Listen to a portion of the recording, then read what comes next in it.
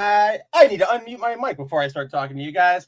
Guys and gals, bounding into comics readers, new viewers, one and all, how are you doing? It's Saturday afternoon. My name's Mav. My name's Spencer Bakuli. You might know me as the editor-in-chief of Bounding Into Comics. And we are back today for another episode of The Good, The Mav, The Ugly, the weekly talk show where I host it to talk to you guys because you know what?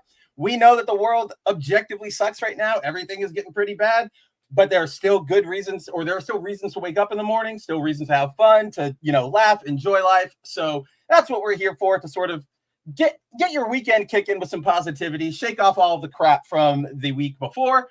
With that said, guys, obviously, if you caught either my interview with Andrew earlier this week or the first episode of Mav Streams, I know I missed the second one because it was Thanksgiving. That was completely on me. I'll talk about it more later. But right now, there is the massive season-ending event happening in Fortnite. So we're going to jump in and do that. We're going to kick it off right now because it's happening like right now. So let's go over to here. Let's unmute everything, and hopefully you guys can hear it. I think I have all of the audio issues fixed from last time. Let's hope, right? I'm going to open up my phone. Let's see.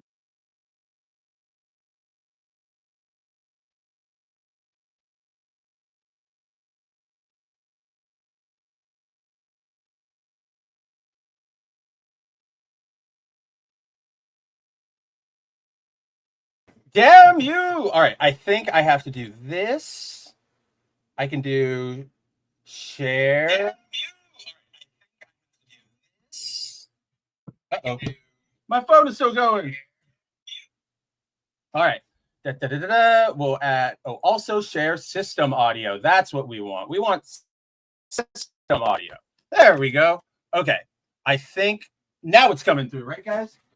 You should be hearing Sabrina Carpenter. That's totally going to get us kicked off, and I should probably stop that, like, immediately.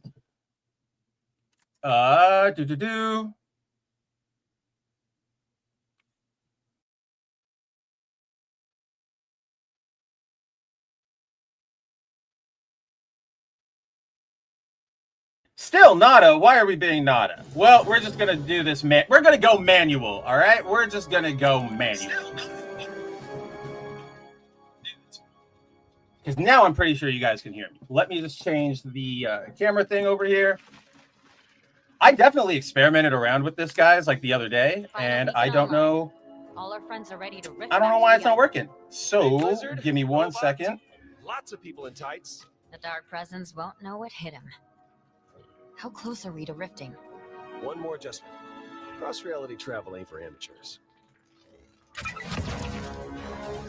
That should do it. Rift device ready. Spinning up the comms, and...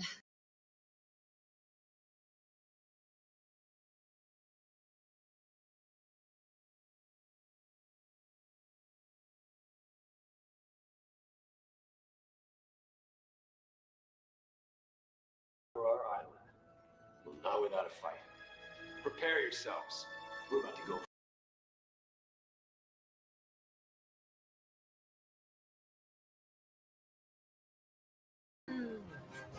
Weird. Here we go.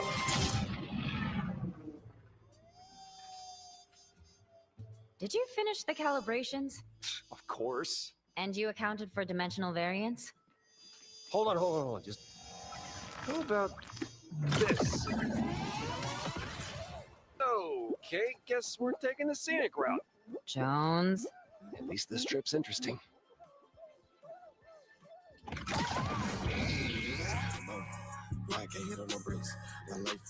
What happened to me? Yeah.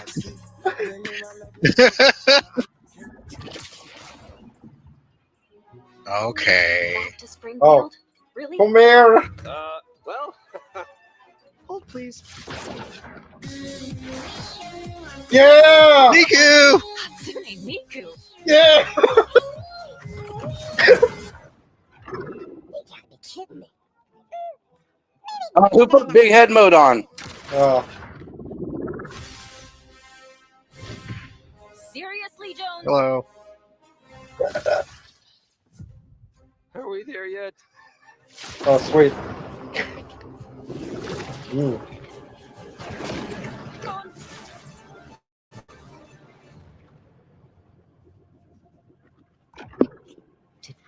Naked? This doesn't look like the island.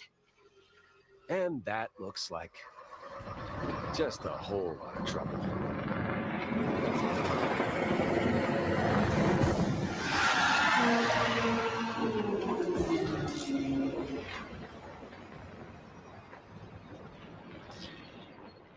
If he wants a fight, he's got one. I like this epic cutscene. Me as almost naked Homer. Yeah, Godzilla.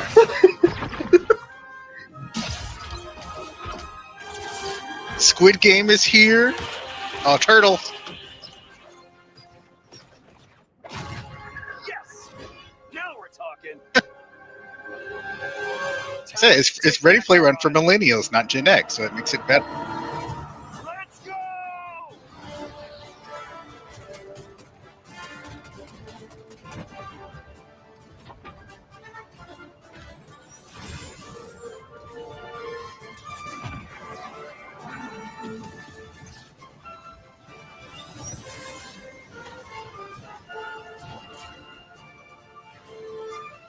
Get in here? No. No, that I think the car Oh, is Kong. Kong, you fool. No, monkey, no! Oh, you Go can damage him. eating for backup.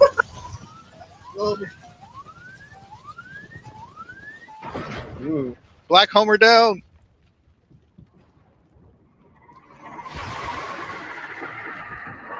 We're taking heavy fire. If you can hear this, make your way to the front lines.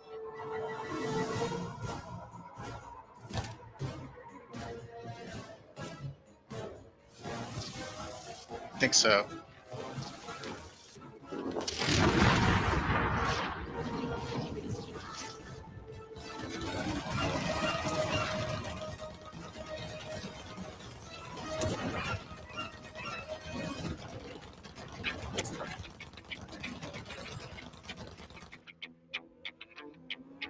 Oh, here we shit. go. The next piece in.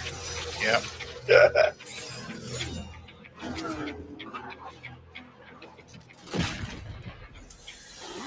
Get on. Oh. Fucking zoom in.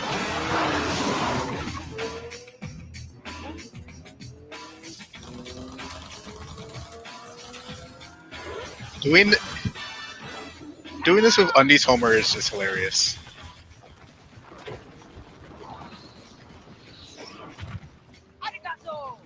Thanks, Superman.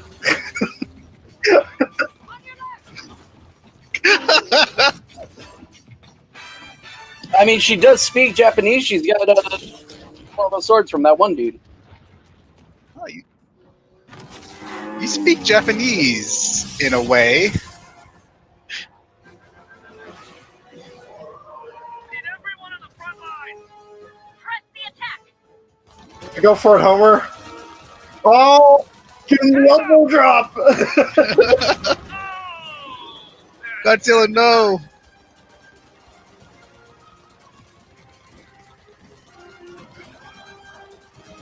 Oh, he's smashing taunt. Barely holding on.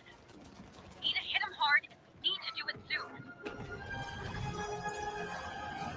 Okay. I got like a crazy dangerous idea. As if things aren't dangerous enough. Trust me. 3, 2, here goes crazy.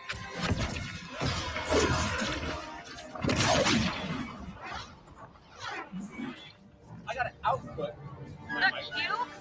That's not crazy. That's insane. Cube. Exactly.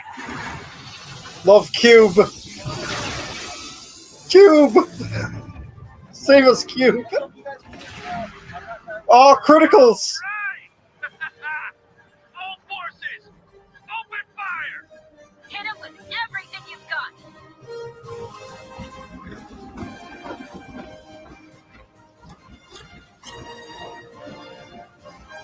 Homer, go for it. Yeah. Yeah. Yeah. Take cover.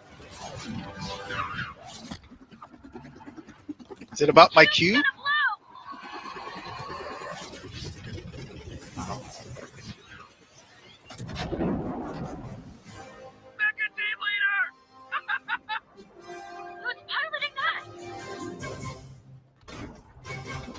Uma Thurman.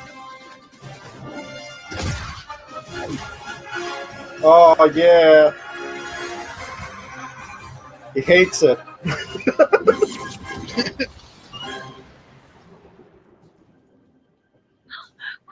it! Where's normal? The 0-point shard.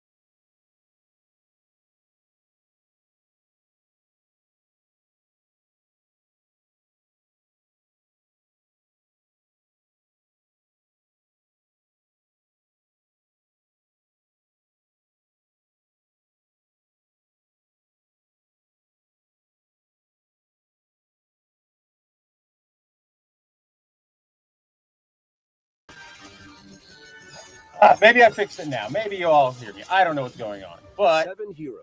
now we got a together cutscene. to battle the imagined order and free the 0 point. The conflict ended with the 0 point Conduit of shattered Worlds? and strewn across all realities. And the fate of the Yeah, I have seven no idea why it wasn't coming through on this end. I'll explain it in a bit. is unknown. What about the fate of the 6? Don't do it. 6, 7, 8. You should be banned from, like, you should be put in the Hague. Dang. Hey, Human Boo! Man, how drunk did we get? Man, I'm trying to be like that. Oh, Hell yeah, there's Steve Spencer Boo! breaking out of Area 51. It's Roger, dude.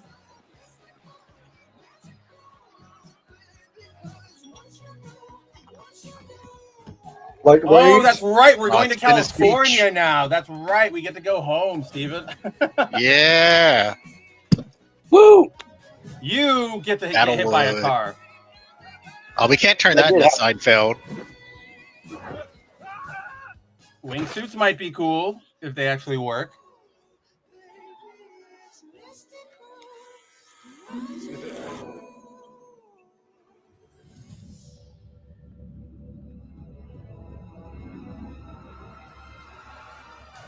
Star Wars Season 5? Oh, yep. Here we go. The beautiful Oh, island of bus California. driver. Go, goddamn The bus driver! bus driver just got smoked. Dead. The bus driver just got smoked. Rip in peace. Ugh. It'll give away. It has to.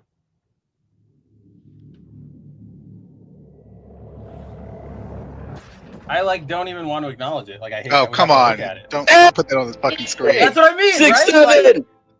Fuck you. And it starts in 7 hours.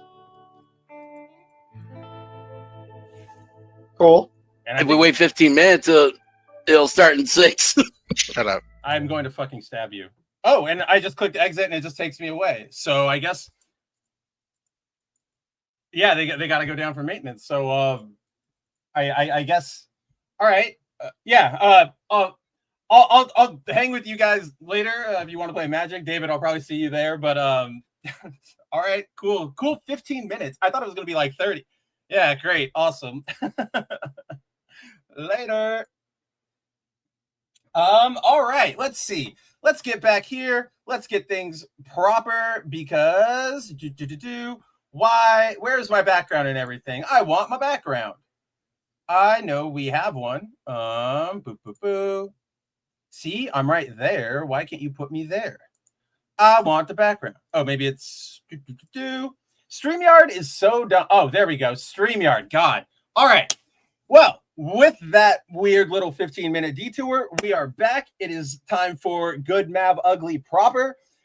I don't even really know what was going on right there. So obviously what you guys just saw was the switchover event from the last Fortnite season to the current Fortnite season. It was cool, I guess. I guess you guys couldn't hear me because there's been some audio fuck up going on. Guys, that is the big struggle of like setting up and trying to stream like multiple sources and stuff. I mean, I spent like 30 minutes or more than that, like an hour and a half the other day trying to, because last Mav streams, the gaming stream, we had the same sort of audio issue, and I thought I had figured it out, and I thought we were all ready to go, and I was so confident, but unfortunately, you guys couldn't hear me. At least you guys got to see the event, which I guess is probably the more proper thing to see, right? But yeah, so that was kind of cool. I didn't know it would only be 15 minutes. It is what it is. But yeah, let's. With that said, I guess we can get into a regular. Oh, let me close this. You guys don't need to see inside of my closet with all my dirty clothes and variant comic covers and all of that nonsense. Let's see. Boo boo boo. Yep, Andrew. Yep, can't hear you at all. Yeah. I know we were bad. It got all wacky, and I don't know what happened. We'll try again in the future. Maybe I'll rope one of you, maybe I'll rope Andrew or something into being my guinea pig while I host a test stream. But aside from that, guys, what is going on? It is Saturday afternoon. I hope everybody had a lovely Thanksgiving. Mine was pretty low key. Nothing too exciting or drama filled to write home about, right? Like I had my mom, my dad, my sister. Not a lot of drama to have there, right? So I hope you guys all had a great Thanksgiving as well. I hope you got to go see some friends, some family, eat some all right, here's the admission, guys. I'm not the biggest fan of Thanksgiving food. Like, I love stuffing. That's probably my favorite thing. I will eat that forever. But like Thanksgiving desserts, your pies, your all of that fun stuff, right? Like it's delicious and I live for it. But that aside, we have a couple things we can talk about today. Obviously, the big headline news is the Super Sentai Project R.E.D switchover, which I thought it's a pretty big, interesting thing that I want to break down and get into, let you guys know exactly what's going on, because I know it's been very, very confusing between Toei and all of their distributors and yada, yada, yada, yada, and so forth. So we can talk about that. We also, it's been such a weird Saturday morning for me, because I know there's been a lot going on this week in the world of pop culture, of entertainment, manga, anime, video games, comic books, movies, all that fun stuff. For some reason, none of it just clicks on my head, and I'm not entirely sure of what's going on with me this morning. But let's see. Oh yeah, we've got Super Sentai. We've got SEGA entering into sort of a pretty significant sales slump. We have Magic the Gathering completely shitting the bed for the first time ever. Don't worry, guys. That story, if you're not a big Magic fan, for example, like Punk is, who is here, that's not a story that's going to require you to know any mechanics. It's going to be something that we can all laugh about, in the sense of these companies just don't care about the things that they, are in charge of. And yeah, so I guess we can. Why don't we just start there? We'll just get into there. I know we don't have a lot of folks here yet. Again, it's a brand new sort of streaming schedule. I know we've got Andrew here helping me out, calling me out, and letting me know all of my mic stuff was wonky because reasons. Not entirely. Again, I'll figure it out, guys. It's a one-man operation here in terms of setting things up. We also have Hibiki, which, yes, unfortunately, Hibiki, it is not Cider today. It is ya boy Mav. You got my ugly mug for the next hour and a half, 2 hours. Hopefully you stick around, but if not, I definitely understand. I don't have the charisma of Mr. Hyde. And of course, as I noted, we have Punk. So let me just make sure everything is flowing positively over here. No dropped frames. Everything is live.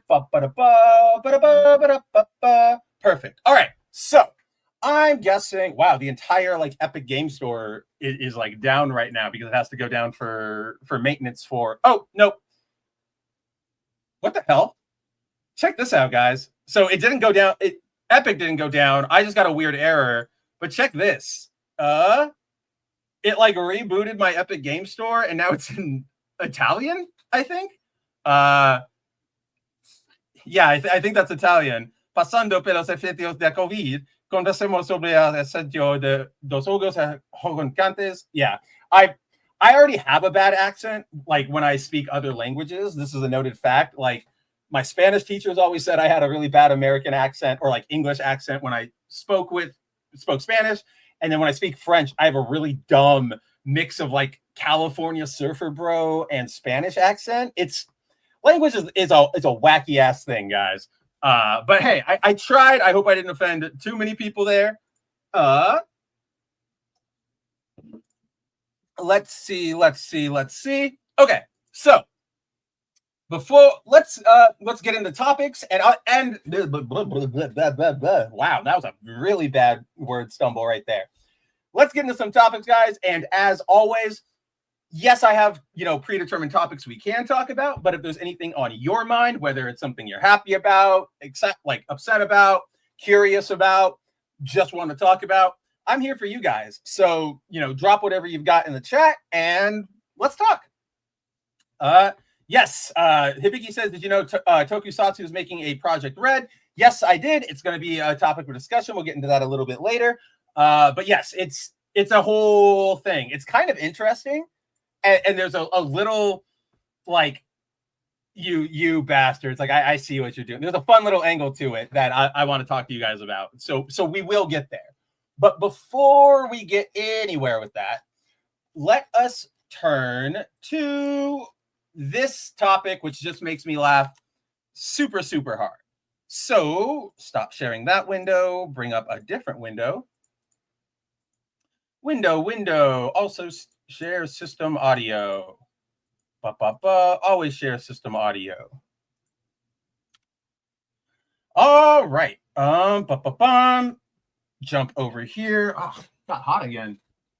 I had the room all perfect and everything right before we started streaming, but I guess that's what getting animated and lively does to you. So I just got to turn that on real quick, guys.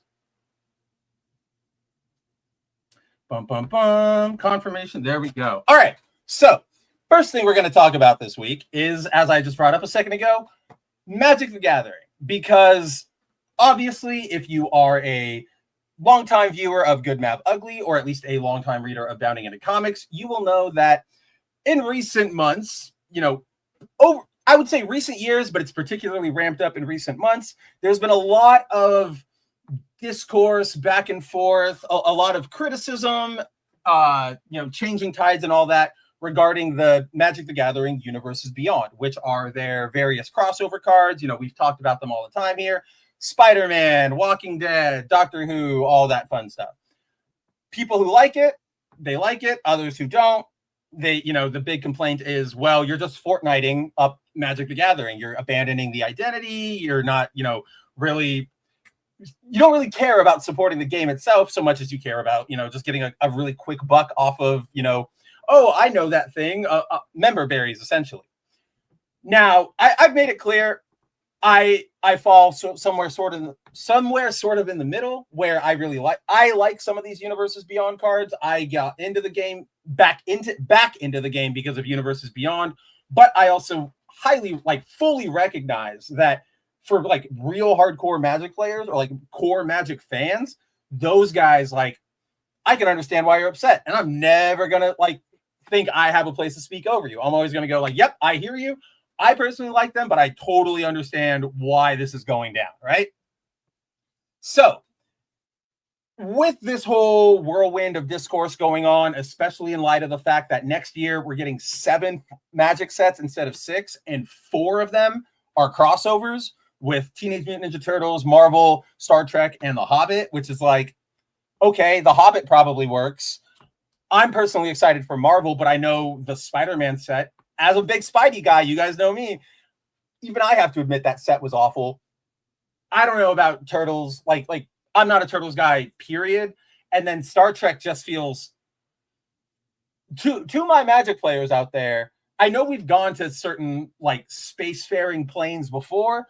We had Unfinity, we had Edge of Eternities, but I don't know about you guys, I've never really jived with the space sci-fi planes that they do for Magic. Like that always just feels a little too out there.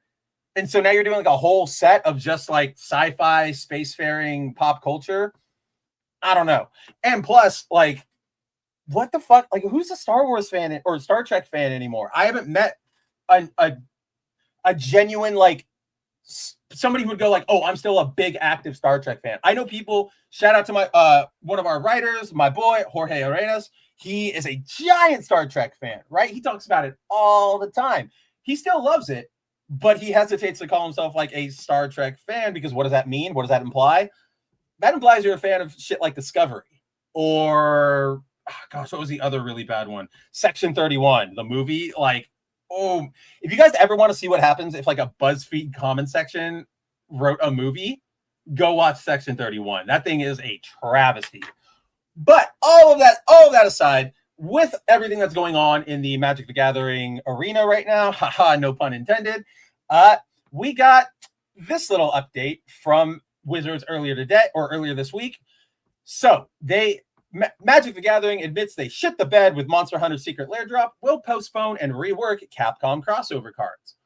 For those of you who didn't see, actually, I should probably just like pull up. So they've since taken down all like the main promo pages for this set. So I know where to find them, unless they also took them down, but I don't think they will. Okay, so jump over here, grab this, go to a different window, paste, please. All right, so full disclosure, I don't know much about Monster Hunter. I have nothing bad to say about it. It looks great. I know I have, some of my best friends are really big like Hunter fans. It's just never vibed with me. I've played them. I played 3 Tri or whatever that was, like Tri Ultimate on the 3DS, and then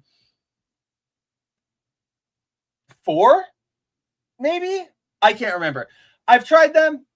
They didn't really jive with me. So all that to say is I know I'm approaching this as a like sort of Monster Hunter outsider, not even a normie, just like a complete outsider.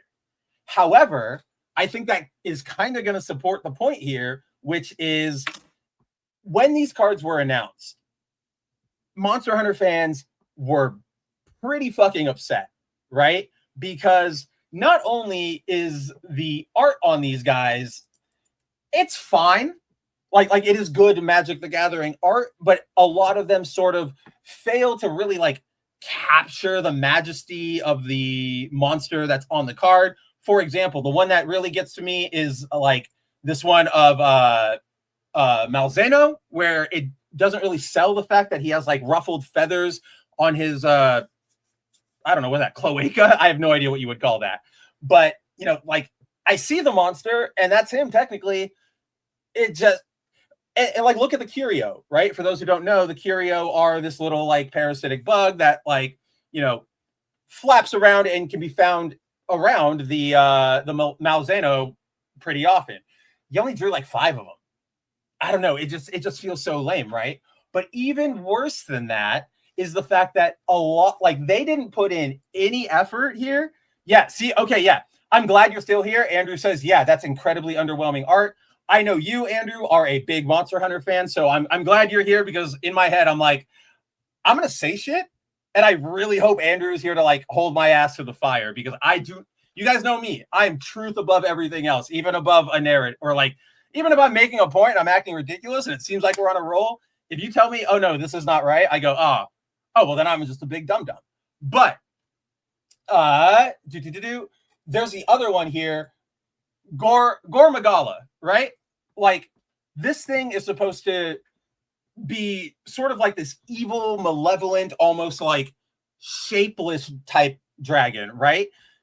They capture the body here, but that's about it. Like what is its description in like the bestiary? It says something like, here, I had it in the article, so I got to pull that back up again because yeah, Magala is supposed to have, quote, pollen-like scales that it, like, when it flaps its wings, it drops kind of like it's mechanically like pollen, but it is tiny scales because he's so fucking massive. And his wings aren't like the regular membrane wings that you would see on a bat. It is like half smoke, half like disappearing into nothingness whenever he flaps. And okay, kinda, but also, yep, exactly. Like, what in the blazing blue fuck did they do to my boy Gormagala? That's what I mean, right? Like, it's not, as a technical art piece, it's fine. I really don't, like, you're not a bad artist. The subject matter, like the subject itself, is not completely, like, run roughshod over, but they like actually it's not they. I'm sure it's Wizards did not provide the proper, direction for what they wanted from these cards, which is genuinely surprising. Because if you're a longtime viewer of the show or any of the crap I do online, even if you read all my bounding articles, you'll know that oh my god, don't tell me I didn't just blank on that. What was I gonna say? Oh my god, I was saying it was like Wizards' fault for the direction. Oh yeah, and like, so I'm guessing it's probably coming from Wizards, which is surprising because I regularly have praised the fact that, the Spider-Man cards, the crossover card, any of this stuff, generally, I would say kind of up until Avatar, it, like, Magic cards generally really, really, like, went all out for whatever their subject matter was and really kind of understood the assignment, to borrow a phrase. And so for them to air so generic like this, it's a bit awkward. So yeah, exactly, that doesn't capture my favorite monster at all. How annoying. Be prepared to get a little more annoyed, because while the art, if the problem was just the art, Monster Hunter fans could probably go like, it's not the greatest, but it's still, it's a Monster Hunter card, it's Magic, I'll get it, whatever, right?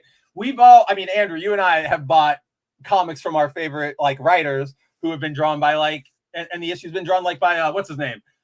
Giuseppe Caminotti Cagali, who we can never remember his name, or fucking Salvador LaRocca. Oh my God, I didn't tell you this because we didn't have foil variant this week, Andrew, and this is for everybody else out there. So I am a giant fan of Superman Blue, like the Superman Red Blue stuff from the 90s. I know it was like a really weird swing. I recently went back and read it like a year ago in its entirety. It's actually not bad, and it's actually pretty interesting. There's a lot of stuff I liked in it, but most of all, I like his design. Yeah, see, I need the visual. I can't just like say this. I need the visual for it. So if you know Salvador LaRocca, he is a longtime comic book artist who once upon a time was pretty skilled, but nowadays he's sort of he's kind of like given up. His pieces are undynamic. There's no backgrounds. Like, it's really bad whenever he's attached to anything. And so in recent issues of, just the general DC universe, like in service of their DCKO stuff, one of the storylines involved a big time displacement with the Justice League, where a bunch of members from the past, like, it's a second cut out of time from that point in the past, where eventually they'll warp back and time will correct itself, and they'll just like snap back into their moment, and they won't remember any of it. But for the time being, they're stuck in our present time. And one of the, two of the people who are caught in this time storm and are left in our time are Superman Blue and fucking Terry McGinnis Batman Beyond, right? Like, it's made for me, Amigara Fault style. They gave them a team up cover on this week's Justice League Unlimited by Salvador LaRocca. Like, I'm so genuinely mad about this. Like, look how bad he did that bat symbol. Like, what the fuck am I looking at there? It doesn't even look like he tried to carve it down the chest. You know what I mean? It's It's really, really bad. And like, what is that background? Like, you couldn't even give it like a what do you call it? Like a sunburst? It's really bad. But anyway, back to Magic the Gathering. So, like I said, if it was just the art, Monster Hunter fans, I know because I've done this with a bunch of stuff I love. We'd go, okay, whatever. I'll still buy it, right? Could have been better art, but I'm still generally stoked on what we're getting. That would be fine, but here's where like it even becomes egregious to me as a non-Monster Hunter fan.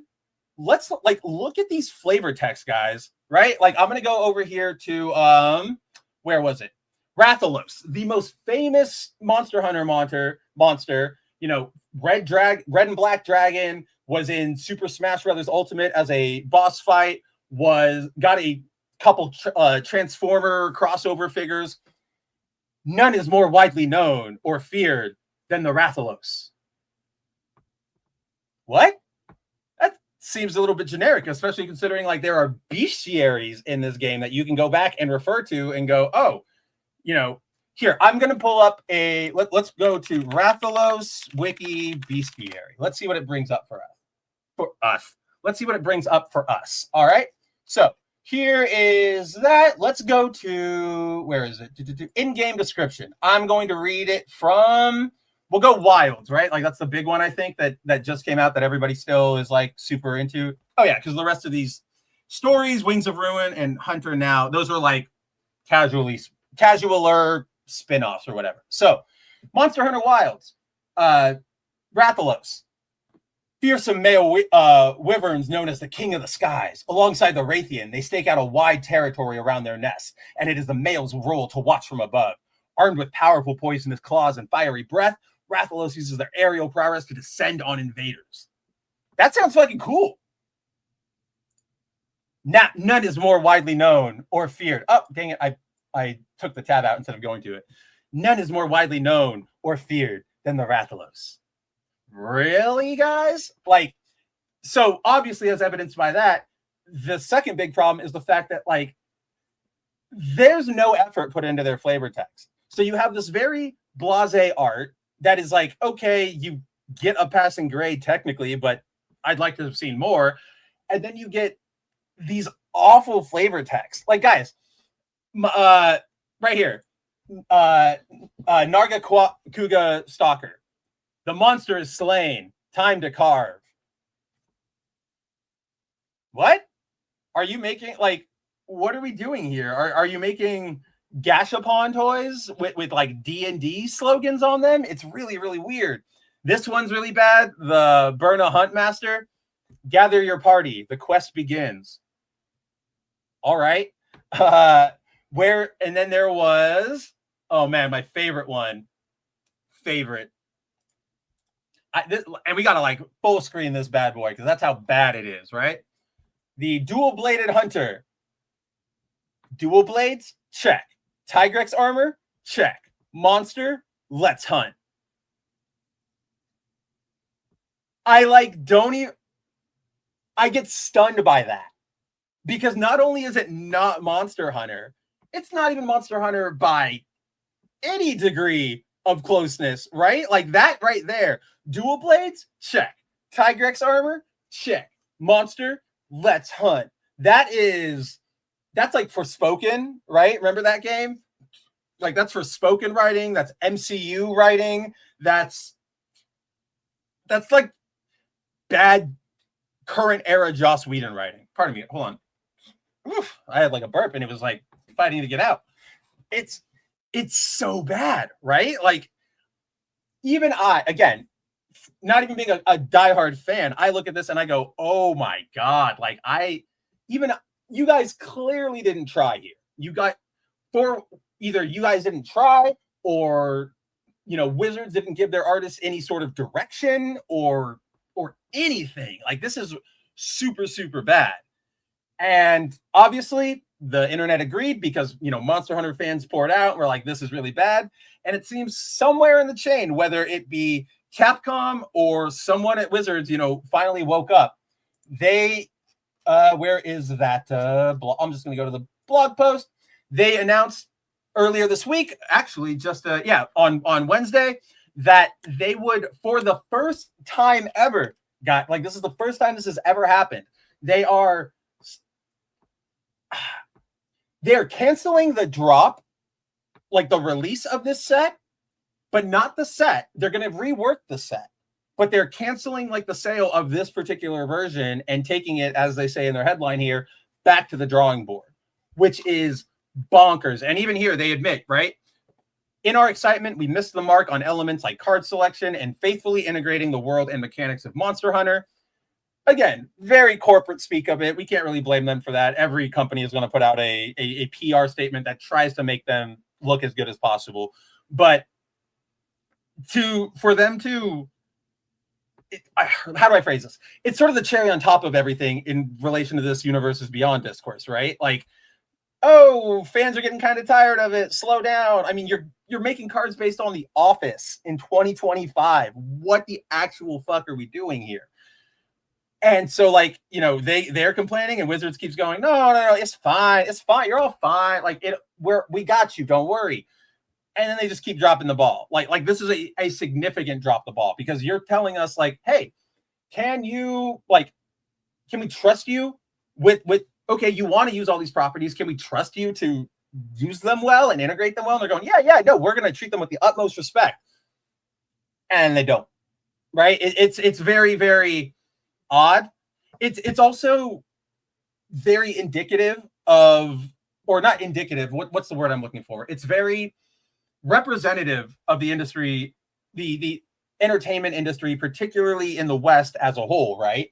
Because I'm not sure if you guys caught this story, but Predator Badlands director asked Disney for a franchise production Bible, only to find out it did not exist, right? So Dan Trachtenberg, the director of Prey, Predator Killer of Killers, and Predator Badlands, he made a recent appearance on the last podcast on the left, a true crime, horror-ish comedy It's one of my favorites. It's pretty much the only podcast I like actively, religiously like follow and subscribe to and whatever. Highly recommend it. But more to the point, he's having an interview.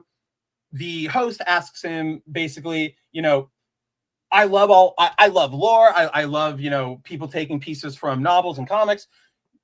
When you came on to do Prey and everything, and now that you're kind of in charge of the Predator franchise, considering he's done the last 3, do you was there a Bible they made you have to work by, or are you making this all up as you go?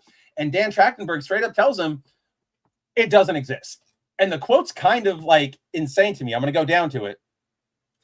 Quote, when I signed on to do the first movie, Prey, I was like, all right, give me the goods. Show me the Bible. Let me know what's up. And it did not exist. The studio did not have anything of that nature.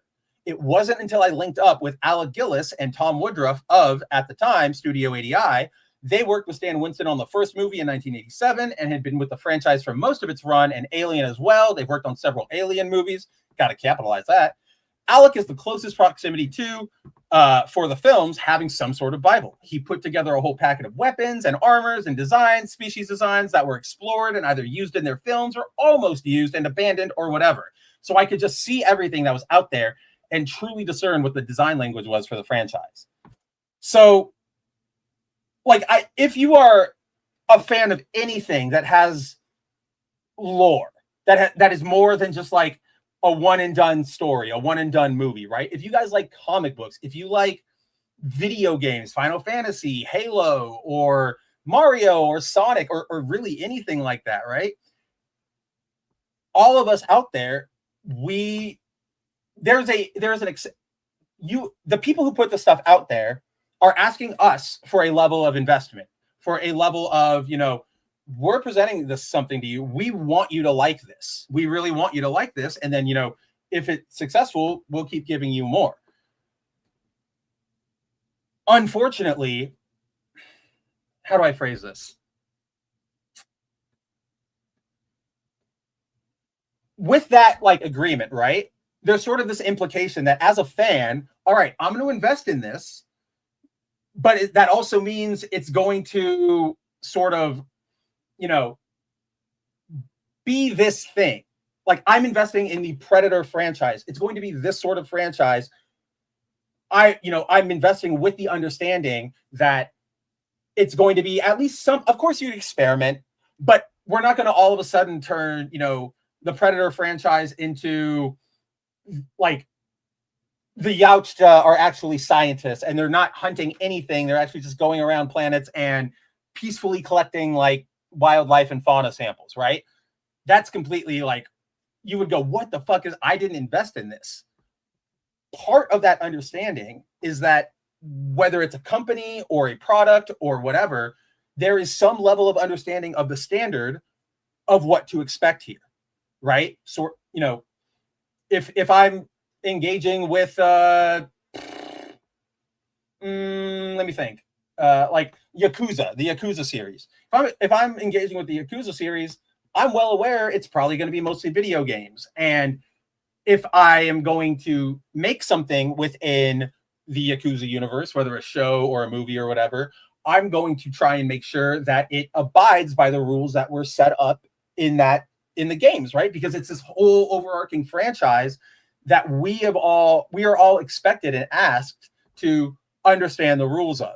So when these companies, whether it's whether it is Wizards not giving their magic designers like the proper information or background on the subject that they're drawing, that they've been assigned to, like the Monster Hunter cards, again, I don't really blame the artists, because even if the artist or the designer like said, oh, here's a really like flavorful flavor text that's taken straight from the game, Wizards is still the one who has to go, that's not in the design, scope. That's not what we want to do. Cut that out, put in something super generic. But you see it with that. You also see it a lot with Marvel, right? Where they go, oh, like how many people has it been? It's been like the director of Secret Invasion, the Anthony Mackie, current Captain America, fucking the cast of Madam Web. A lot of these actors and directors, or like the studios often tell these actors and directors, don't engage with the source material. Like, we don't want you, and they do that because they don't want you pulling anything from that, because to them, this is new product, right? Remember, at the core of all, or like at the top of all this, even over the directors or producers or anything, there are those studio heads who are always, unfortunately, we've seen a giant shift in recent years in these entertainment CEOs and executives, not necessarily coming from like an entertainment angle or the entertainment world, but business, right? They come from Sony, or they come from Nvidia, and or they come from Verizon, and they're brought in and they're voted in because they go, hey, we can maximize the shit out of all of these profits, right? And part of that is, especially with the acquisition of everything and licensing, the more Disney can say, don't look at all that other stuff, the more they can create something new and say, oh, we don't have to pay royalties anymore. This is all a Disney thing. All right, keep that cash coming. But the fact that it's common, unfortunately, but it's bullshit down to its core, because you're essentially flying by night while you're asking every single viewer and reader to follow and invest in these rules, right? That's why so many people get so very angry when a comic radically changes their character, or a movie completely shits the bed on an adaptation of something, because we were told, yes, guys, there's no direct on paper words, and Bob Chapek never came out and said these exact quotes.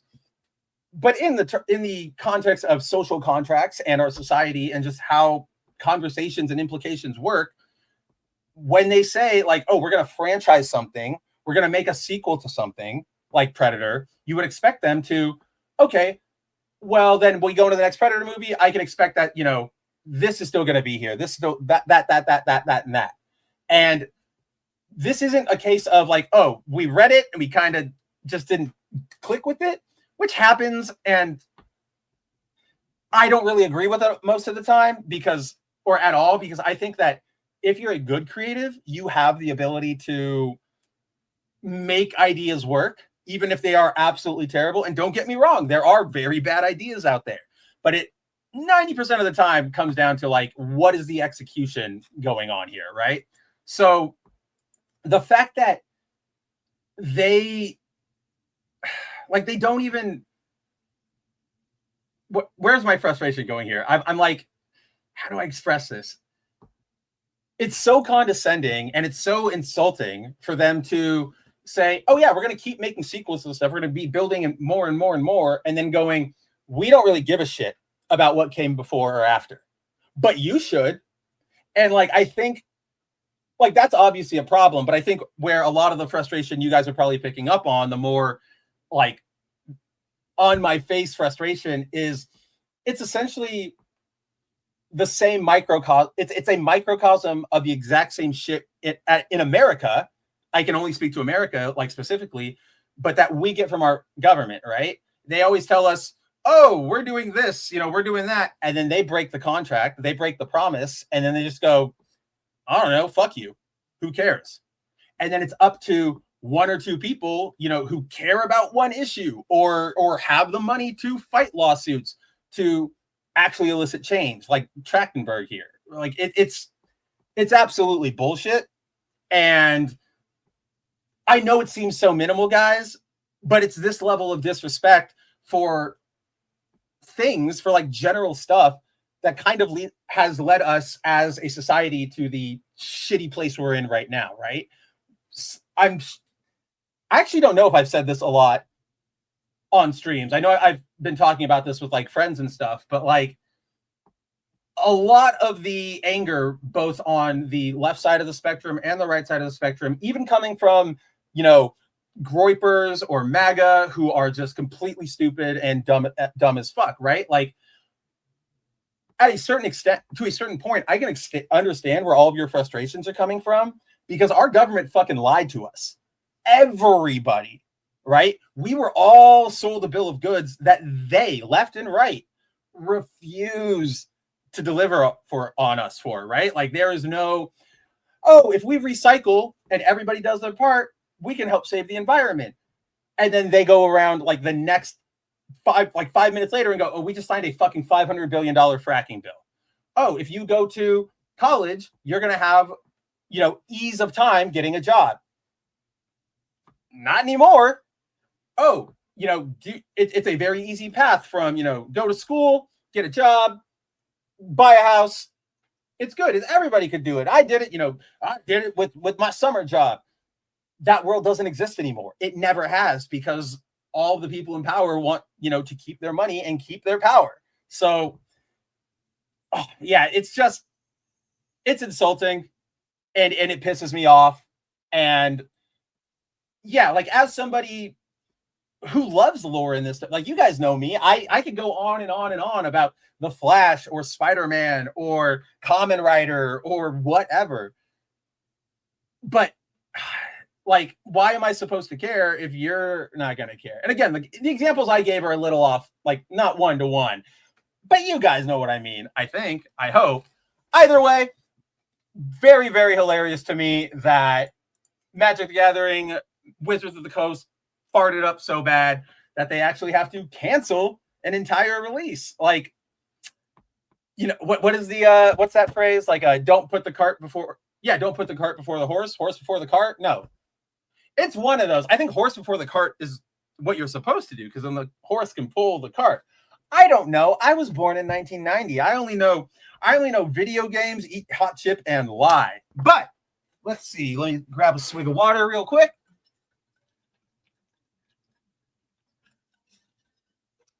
Plug that down. Let me go and see one thing. How y'all doing out there? I think, yeah, we're probably going to jump into that right now as soon as where I just got to check one thing over here that my computer is yelling at me about. All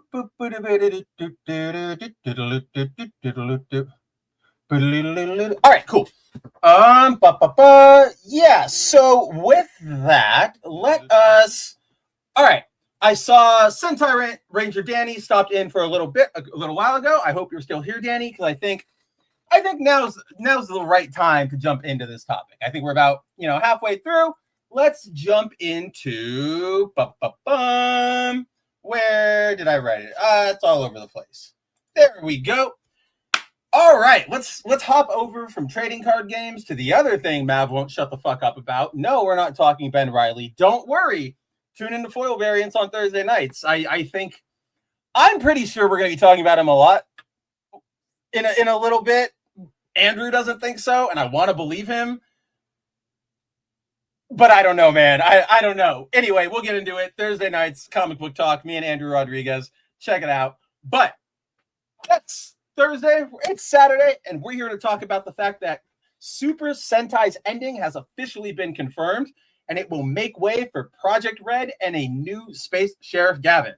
So we had Sentai Ranger Donnie stop in a little while ago, said, hello, Spencer and all. Happy Small Business Day, America and Americans. Oh, I had no idea it was Small Business Day. I guess I gotta go frequent like a bunch of my like LCSs and trading card stores, right? Like I'll pick up some stuff, throw them a couple ducats their way. Hope everyone is well, despite Super Sentai, basis for Power Rangers, ending after half a century. I'm looking forward to Project Red, combining elements of Super Sentai and Metal Heroes. So, Donnie kind of summed it up there, like to a T. If we were just doing a quick little news blurb, I'd go, Danny, you're hired. You're our new pundit. But let's get a little bit into this, and we'll break down the details of this, because yes, like Donnie said, Super Sentai is ending. We've heard this rumor on the whispers of Japanese news sites and social media users for about a month now. Around the beginning of the month, November 5th, November 6th, we got there's a Japanese news outlet that's pretty well known called Oricon News, and Oricon News published a bombshell report that said Super Sentai was ending. I put bombshell in quotation marks because that was really all it's a 2-sentence long report in its entirety it read, the TV affiliated Super Sentai will conclude with its currently airing installment, number 1 Sentai Goes User. Sources familiar with the matter revealed on the 30th of October. The popular franchise, which began in 1975 with Himitsu Sentai Go Ranger, will draw to a close after half a century. That's it. That is completely all they said. So on the heels of this report, the internet started going crazy. But those of us out there who are a little less reactionary, and I know that's all you guys out here, that's why you are here hanging out with me. I know that's why you read Bounding into Comics. But for the less reactionary of us out there, we went, okay, maybe. But what, like, can you say who you talked? Like, even if you just said like an insider source, right? Like, this just says sources familiar. Getting a little bit more than that, especially in the age of anybody can make a Twitter account, message you, and go, look, here's an AI generated picture of the director holding a paper that says, look, final announcement or whatever. That doesn't exist. That's just an example. But understandably, people raise their eyebrows going, is it really? Then we got a update-ish from Cartoon Club, which is it's a Thailand-based television network that airs a bunch of, anime, cartoons, sort of like their big, like nerd channel, if you will, almost like kid-oriented nerd channel. They are also Toei's like direct distribution partner in Thailand. A couple days after that news report, they took to their Facebook page and made this post where they said, hey, we know Super Sentai's ending. It's unfortunate, but guess what?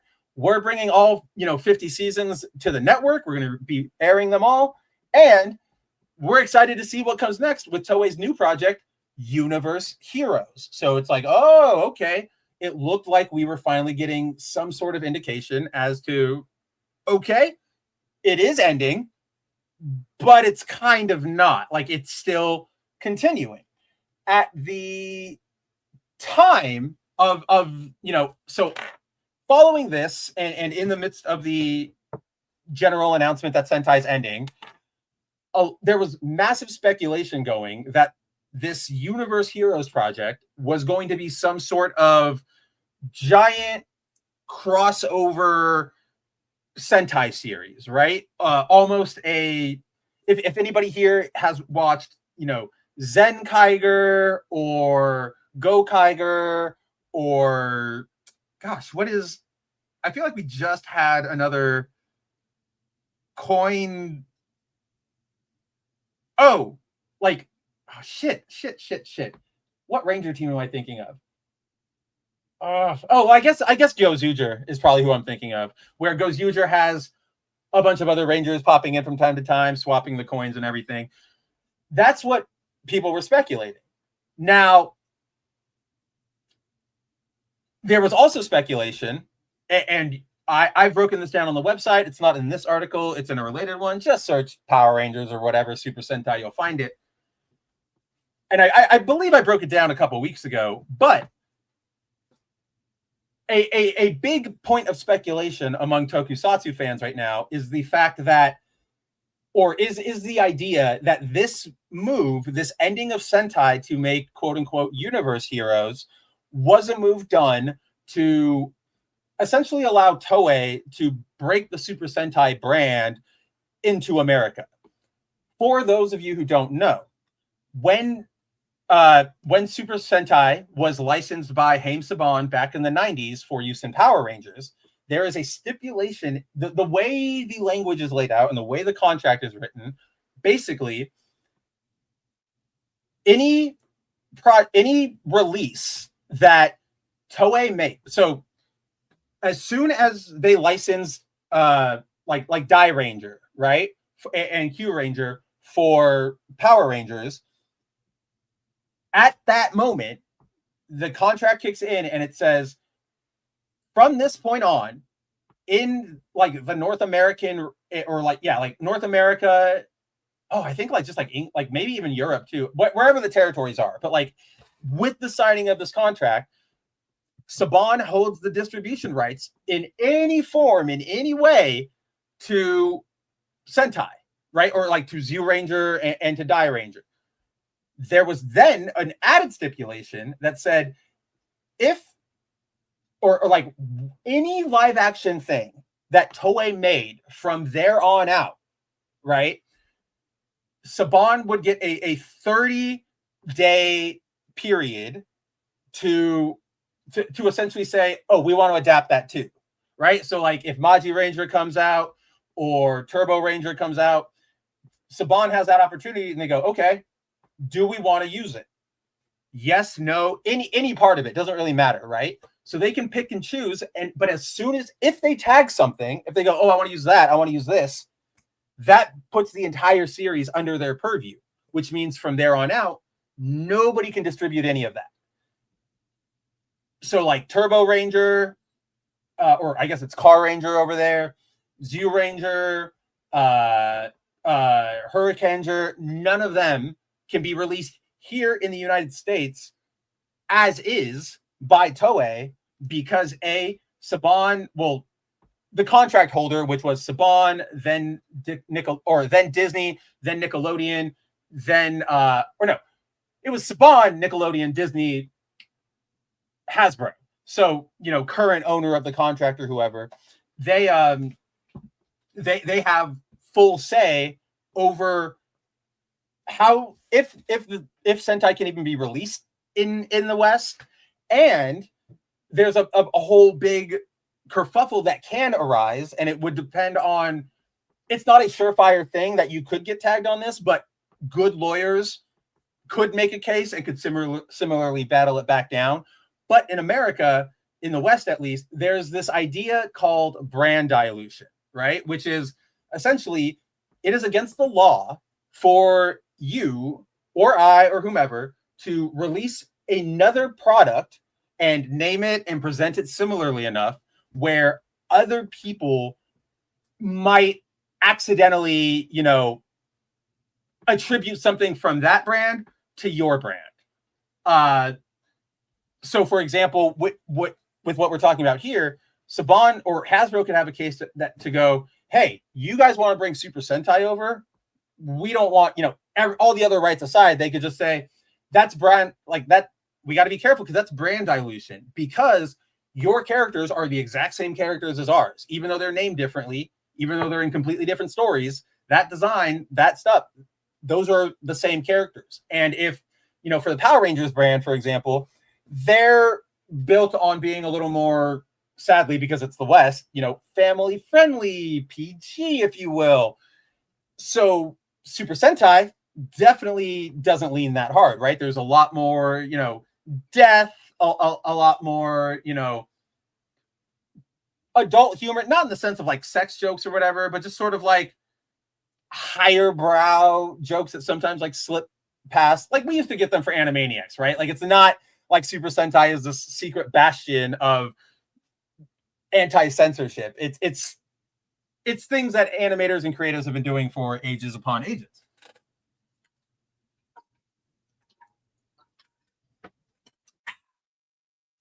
All right.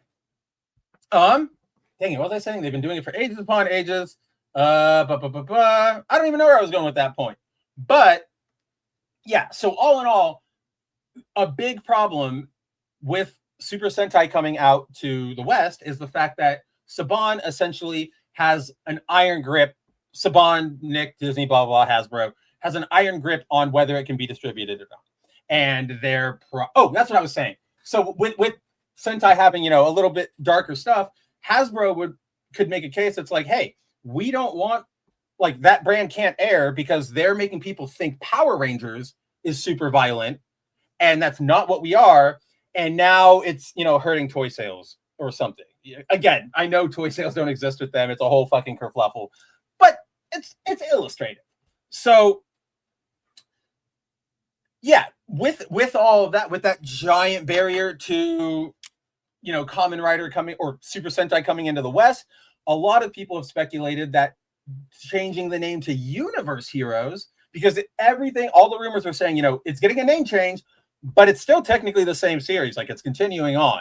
So everybody was kind of going, myself included, they're probably trying to dodge around the Power Rangers issue to ride that wave of tokusatsu here in the West. Because guys, I'm sure a lot of you have only started hearing about tokusatsu maybe in the last year or so. And probably if you're watching this show or you're in our sphere, you've probably primarily only heard it from me, Cider. I don't even know if, Yellow Flash loves the aesthetic and Kamen Rider and stuff. I don't know if I've ever heard him say tokusatsu, but I'd still, put him in the like category, even if he hasn't used the word, because he still does, enjoy that stuff, promote that stuff, talk about that stuff. It's, but it's on the rise now. Lots of kids know Kamen Rider. Super Sentai is becoming more of a name, even over Power Rangers. Ultraman has made a giant splash ever since Subaraya decided to really put effort into their global market. I just look at the Shin movies, right? For my freaking spirit idol Hideaki Anno, the director of Evangelion, Shin Kamen Rider and Godzilla and why am I blanking? Ultraman. They were like box office hits here in the States too, and really, changed everybody's perceptions, because obviously in the States we have that bad association with tokusatsu live action equals dumb Power Rangers babby bullshit. And it's like, okay, I understand how we got here. That doesn't necessarily mean like it's true or, it's okay for us to keep letting that stereotype fester, if you will. But all of that speculation said, earlier this week on Wednesday, we finally got confirmation from somebody actually connected to like the entire production itself that the series is actually coming to a close. TV Asahi president Shinji Nishimura, which TV Asahi has been the primary broadcast home for all of Toei's tokusatsu stuff since Kamen Rider, since Super Sentai, like since they started, right? So if it's not coming from Toei, it's not coming from TV Asahi, you're gonna have to wait for an official source. Hey, Punk, I know you never watched any of the Power Rangers shows, and that's cool. But I'm also like other people have, so I'm also talking to them. I'm totally cool if you want to like skip the condo and come back later. But also, yeah, lots of people have brought up Sentai lately. So remember, I'm not just talking to you. I've got everybody here to engage with. But basically, TV Asahi president came out here and said, "Hey, 50 quote, I would like to express my gratitude to the fans who have supported us for half a century. This 50th anniversary marks a natural turning point. We want to use this as an opportunity to create new heroes. Regarding tokusatsu, we will continue to provide new series for everyone to enjoy." Asked if, Super Sentai could be revived in the future, he said there is a possibility, but at this point we cannot confirm anything definitely. Alongside that, we got a poster. Well, first off, we got a press release from Toei about their tokusatsu future. You know what I mean? And that alone is fucking crazy because it's in English. They've never a Sentai announcement, a Kamen Rider announcement, none of that stuff has ever had like a dedicated, hey, Western English speaking audiences, this thing is coming. Clearly, there is something to this push that they are doing to come west, right? To ride the tokusatsu popularity. So, what you're looking at here is how do I do this? So, Toei announced one thing, and then like, okay, I'll just start. So, Project R.E.D. This was the big thing that Toei came out with, and this is the future. This is what they are making Super Sentai into. Essentially, this is what Universe Heroes was, and according to the description in the press release, it sounds like that's probably close to what it was.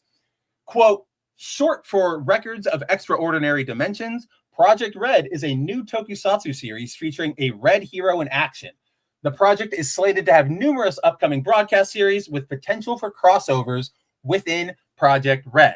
So, rather than a series in and of itself, it looks like this Project R.E.D. thing is going to be more of a banner, if you will. Think Marvel Cinematic Universe, right? You get your individual entries, you get your TV shows, you get your movies, but a character here or there shows up in an episode, or they all come together for a big climactic battle at the end of the season.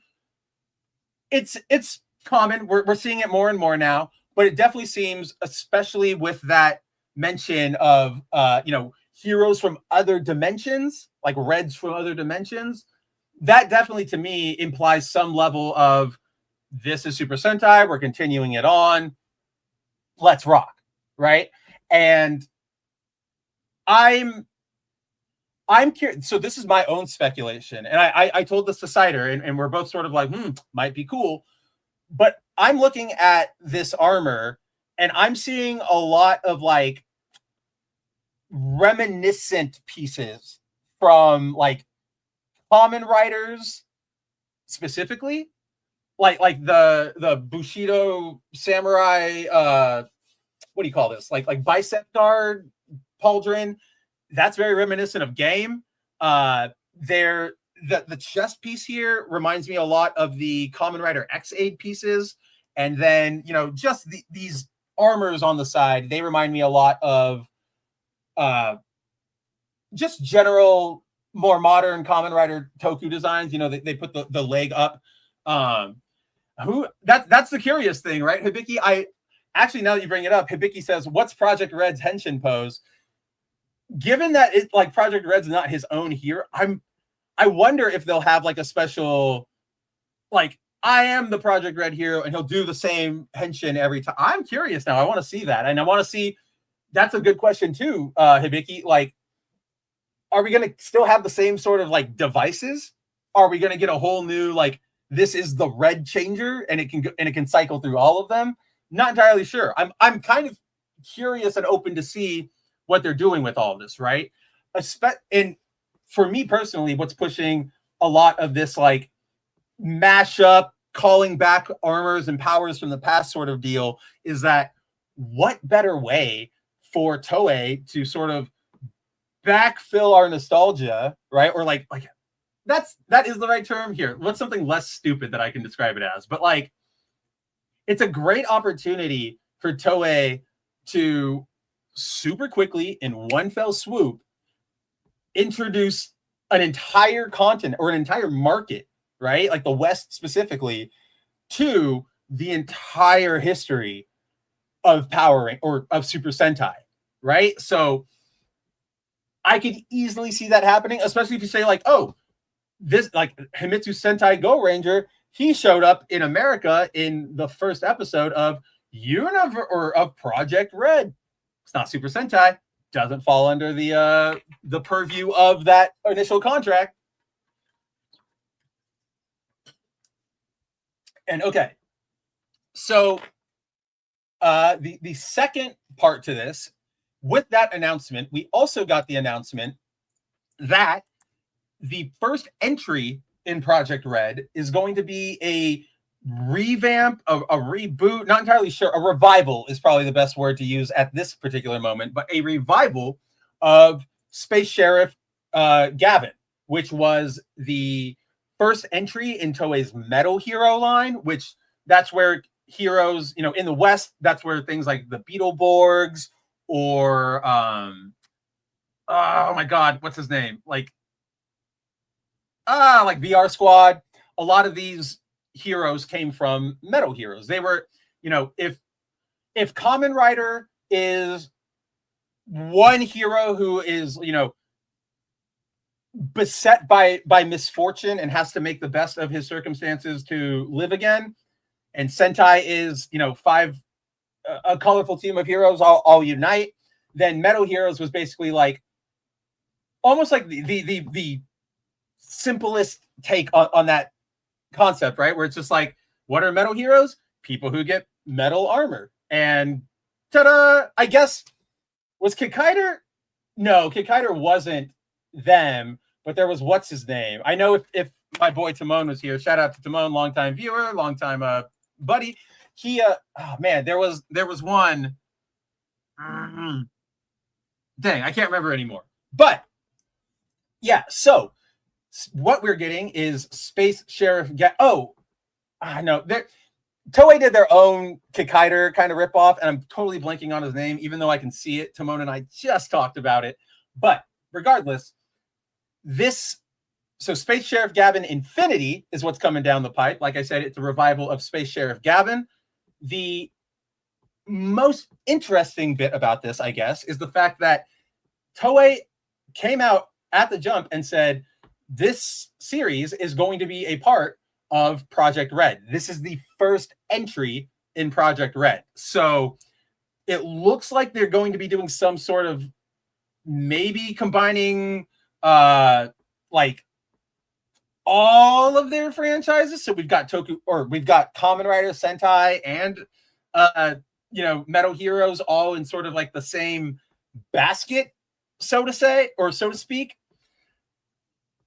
And I'd be up for it. I mean, they kind of already do that, right? I mean, I forgot to follow up on this, but with the mention of Project Red using other dimensional heroes, well, every Sentai series, even though it's on Earth, they happen in different dimensions. They rarely like exist on the same plane, right? Sometimes they do, sometimes they don't. It's really one of those things that's up in the air.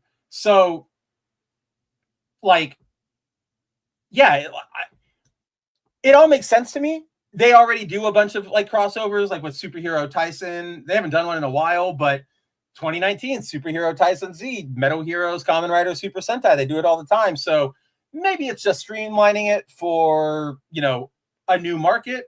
Not entirely sure.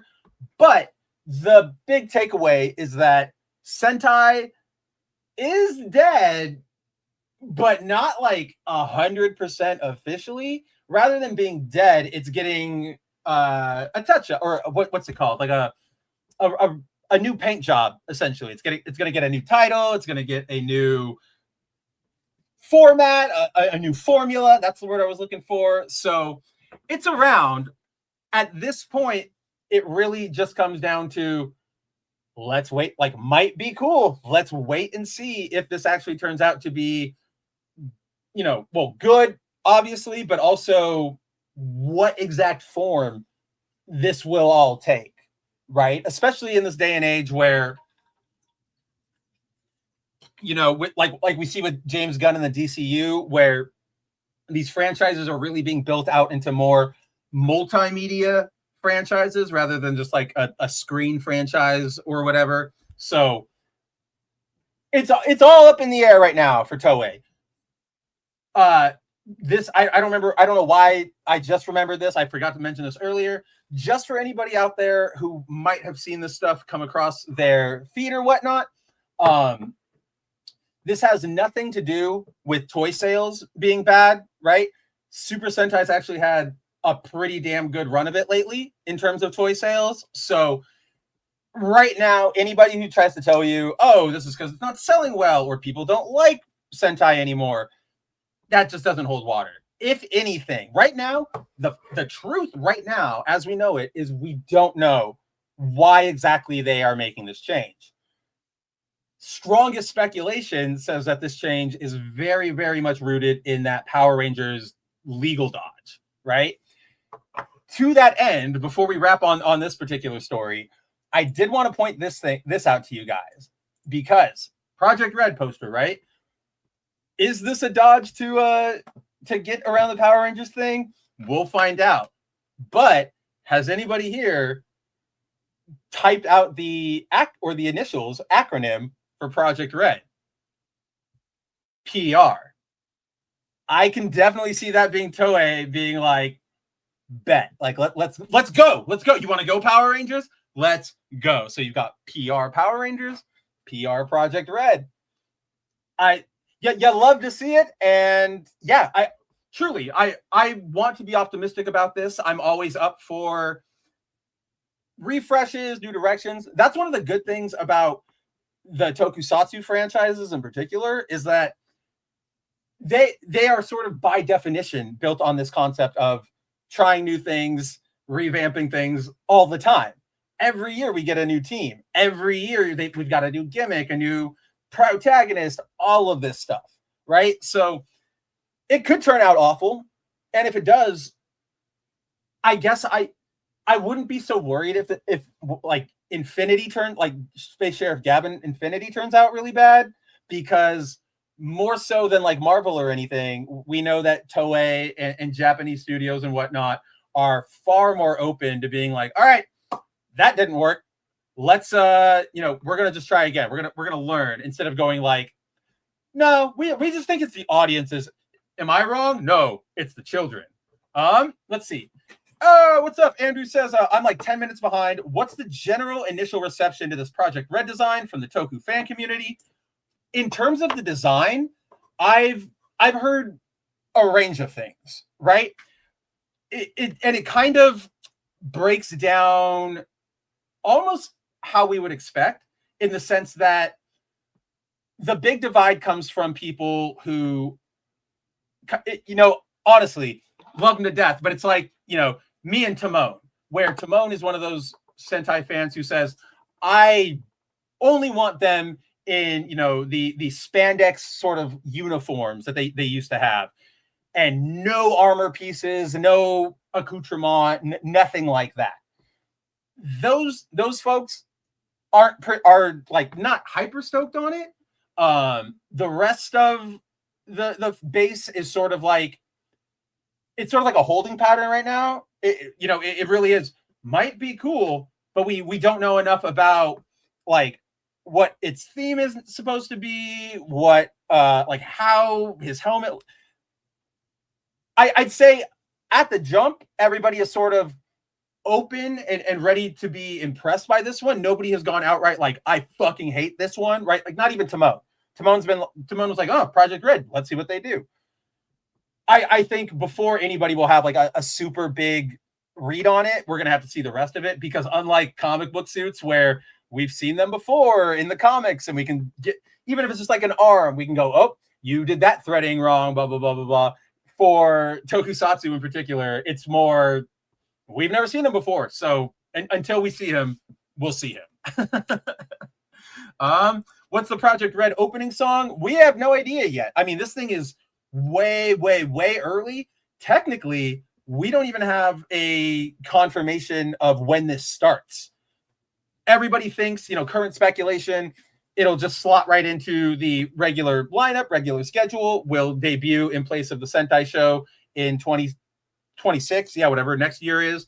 But yeah, we're really, really early into this. So everything is question marks. Everything's up in the air. Everything might be cool.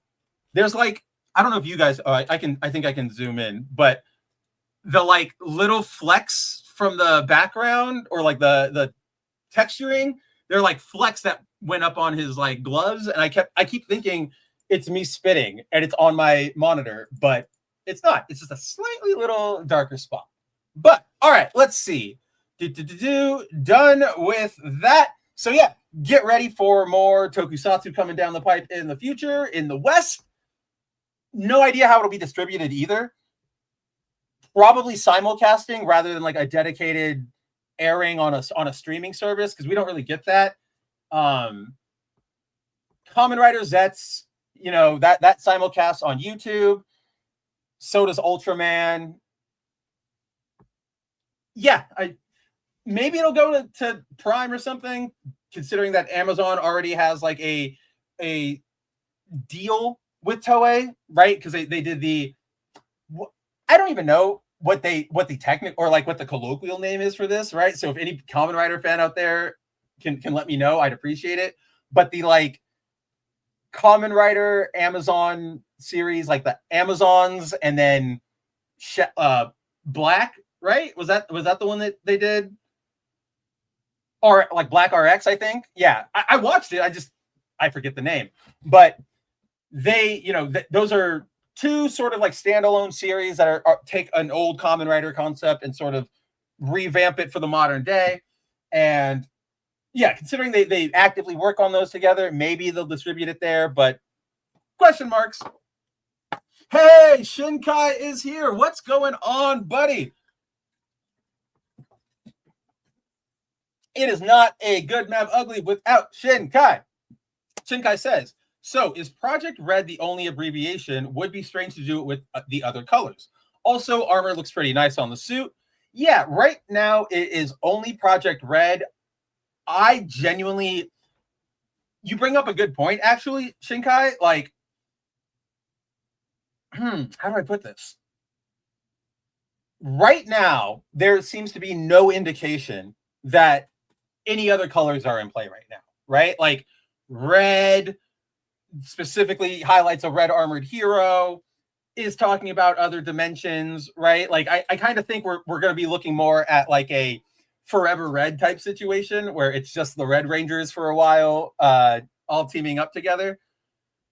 I could see them. I could also see it just being like Spider-Man and his Amazing Friends, right? Where Spidey headlines it, sure, but Starfire or Firestar is there, Iceman is there, their little dog buddy is there. So I could see it being something like that. I don't think that they're going to do a whole like Project Blue, Project Pink, Project Green. Pardon me, unless that's like a term in the show, right? Like, oh, here's the device we made for Project Green, Project Blue, Project Purple. Okay, I can see that, and they'll make a bunch of silly acronyms for that. But Shinkai, I mean, I'm sure you're with me here, right? Like, we would be really surprised to see if they did an entire color wheel project, sort of series. That would be daunting, and I just more of I would want to see it. I'm sure Toei has the talent and the writers and everybody like available to do it. I want to see that bill, my friend. I need to see that bill because like 7-8 different like active series, that's going to be a lot. Punk's out of here. Hey, Punk, thanks for hanging out with us. As always, guys, any amount of time you choose to spend with us, whether that is 30 seconds if we popped up on your Discover, or you hang out with me for the full 2.5 hours that we normally run for. I love you. I appreciate you. And we couldn't do it without you. let's see. Did you watch Ultraman Omega? I have. I'm very much caught up on most of the like modern era Ultraman, definitely. Most of the 60s stuff. Once we get to like the 80s and we start doing the things like the American Ultraman, that's where I start getting shaky on things I've watched, because it just is like, for the longest time, guys. So I'm 35. I'm not quite a Zoomer, and I'm not quite old enough to be, a Gen Xer. But for the longest time in our generation's media ecosystem, right, it was a crapshoot if you were going to find any of these things, especially when it came to Japanese media. So, like I watched a bunch of Godzilla stuff when I was a kid. I missed like five or six movies here or there, because where the fuck are you going to find, Godzilla versus Rodan in America in the 1990s in poor neighborhoods? Like, you're not. Like, it just does not happen. So a lot of series and franchises, once they get around there, I get a little wonky. But yeah, definitely watched Omega. Definitely loved Omega. I think, God, even to this day, I still think Taro might be. Is it Taro? No, it's. Oh my God, who is? Okay, now this is gonna bug me. List of Ultramen. Wow, this might be the. I'm surprised my computer didn't like freeze and go, like, ID prompt me. Like, okay, this can't be you. Ultra 7, that's my favorite one. Yeah, Ultra 7 with the like, whing, the Kirby fan blade, swing. And then in terms of more modern guys, I mean, I'm pretty basic. Blazar's got a really freaking cool design, and I really, really like Blazar's design. They had Amazon writers, but they removed them on Amazon Prime. Dude, are you kidding me? Because, okay, for those who haven't seen those two series, they're really, really good. Like, it's one of those series where even if you don't like tokusatsu, if you watched it, you would go, oh, tokusatsu is not just a gay baby thing. Like, it's just another storytelling shell, if you will, right?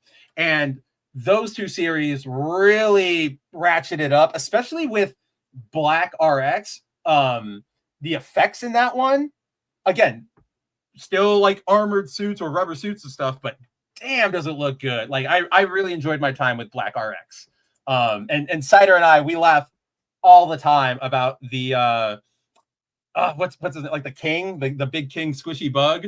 Like, we always laugh about him just because he's so grotesque and so bleh. Like he's the kind of guy who's still making 900 videos a day about The Last Jedi being bad, right? Hey, Kenny is here. I honestly have no clue what any of you are talking about, but saying hello. I don't know where your magic pixies come from, but I sure do like your pixie drink. God, I was just watching that episode the other day. For those of you who don't know, that is the episode where Bart and Milhouse have the 100% pure syrup squishy, and it basically gives them like an alcohol hangover for kids. And Bart joins the, I forget what it is, but it's like the Springfield Boy Scouts, right? Hope Ciderhawk is doing vert ramp tricks in the snow. That's what I'm talking about. But Kenny, in that episode, it's funny you bring that up, and I'm just gonna because you like popped it back into my head. I was watching that episode earlier this week, and again, it's a cartoon. This is not a serious critique. Don't worry. But I'm sitting there, and like Bart, Milhouse are like chugging that thing, and then they meet up with Barney, which is where you and I are quoting. And then Barney starts drinking it, but like that cup, like it's only a little cup, man. Like it just makes me laugh. I'm like, there's no way you guys have that much squishy in there. Like, cartoons, what do you think you're doing? You think you can be funny around here? Shinkai says if they do red, they need to do the strongest color, pink. I mean, I think like if they ever did others, I feel like pink would be up there. Pink and then green, probably, only because opposite of red, and B, if this truly is trying to get into the American market, Americans go ape shit over the Green Ranger. Like, everybody loves Tommy. Shout out to my boy Andrew, right? He will not listen to me. It'll happen someday. I'm ever so slowly, I'm getting him into tokusatsu. It'll happen. I'll make him like somebody someday. Like I just showed him the fight between Kamen Rider like the One and 01 from the movie back in like 2019. I know he liked it. I'll get there. But even him, he's like, I watched, a little bit of Power Rangers as a kid. Didn't really keep up with it. Don't really care about it now. Give me that Tommy skin in Fortnite. Like, I need that Tommy skin in Fortnite. Anytime, like, a Tommy thing comes up, he's like, hell yeah, Tommy. So, definitely green, definitely pink. A point I want to raise about that, though, Shinkai, because this is sort of like a monkey paw fear in my head. So, Boom Studios, who they are, American comic book company, currently in charge of publishing the Power Rangers comics, had Mighty Morphin and Go-Go, a bunch of series, and they've all sort of collapsed into Power Rangers Prime, which is about to end in like an issue or two. But so that generally, up until I'd say like, which I forget which comes second, Shattered Grid or like the final Draken like war fight. Maybe that's even, I don't remember. But there's a certain point where like the comics are phenomenal, right? Like they are absolute absolute comics up and down. Dan Mora got his start there on the art. Kyle Higgins, who is in charge of the what was that, Massiverse or the Superverse or something over at Image, Radiant Black. There's a couple of others of them that I totally forget. What the red one is getting a new series in a couple weeks, but all those comics are great. And I was actively reading them, actively loving them. As they get popular, they start to expand out a little bit. Like, oh, we're going to do some mini series. We're going to do that. One mini series they announced is Power Rangers Pink, which is supposed to follow the adventure, or it does follow the story of the Draken Shattered Grid dimension Pink Ranger, who is in that history, she kind of became like mind controlled and an evil pawn of Draken, who became known as the Ranger Slayer and was kind of like his personal assassin. She's since broke his brainwashing, and it's sort of that, finding herself, coming back to reality, coming back to humanity. I think she ends up like encountering our Kimberly, and something happens there. Not all in all a bad premise. And again, it's the Pink Ranger, but who gives it? What are we, 12 guys? Like, come on. What are we doing here? So, all right, cool. Another Power Ranger series. I'm interested. I looked at the cover, and the writer of that series is a man by the name of Anthony Birch. Now, for my younger viewers out there, you might not know how lucky you are to wake up every day and know that you're not Anthony Birch. So, oh God, I wish I could get into like the whole sad meme history of Anthony Birch. But long story short, Anthony Birch is a video game writer who is a very performative male and very much like just a Max Landis mixed with a Phil Fish, just super arrogant and up his own butt, and also just not that talented. He's probably best known for the fact that when he got divorced, because he was one of like those first major public cases, like especially in the video game sphere, of somebody who was like, I asked my wife to have an open marriage, and now it's all falling apart because she got, more action than me. Oh, and now she's leaving me. And then he made like a public post that was like, well, she left me and is with him now. And she also took my Wii. Like, what the fuck? And it's like, good Lord, like you couldn't even keep your, like, what is, like, this is pathetic. More so than that, if you're not on the train of making fun of locals, he's also one of the primary writers for Borderlands 2, which that's where the series started going downhill with the, super Reddit talk, I'm a badass, everything. Blah, blah, blah. He's he's like the wrong, how do I put this? I'm not going to say he's like disingenuous or that he doesn't have passion or he doesn't like video games, because I don't believe that. You don't put in this much effort and work this hard on these types of projects if you genuinely hate something. However, I do think he's too up his own ass and in the wrong way, right? Like he doesn't have the talent to back up being all the way up his own ass. So yeah, but altogether, that miniseries is written by Anthony Birch. And like, I read like the first 3 pages and I was like, this is fine. But I can't trust it. It's almost like a Tom King to me, or a Mariko Tamaki. Yeah, Kenny says, okay, that's a good explanation. It has an endless bottom because it's a magical pixie drink. Of course. How could I have forgotten? Barney straight up says that. Man, I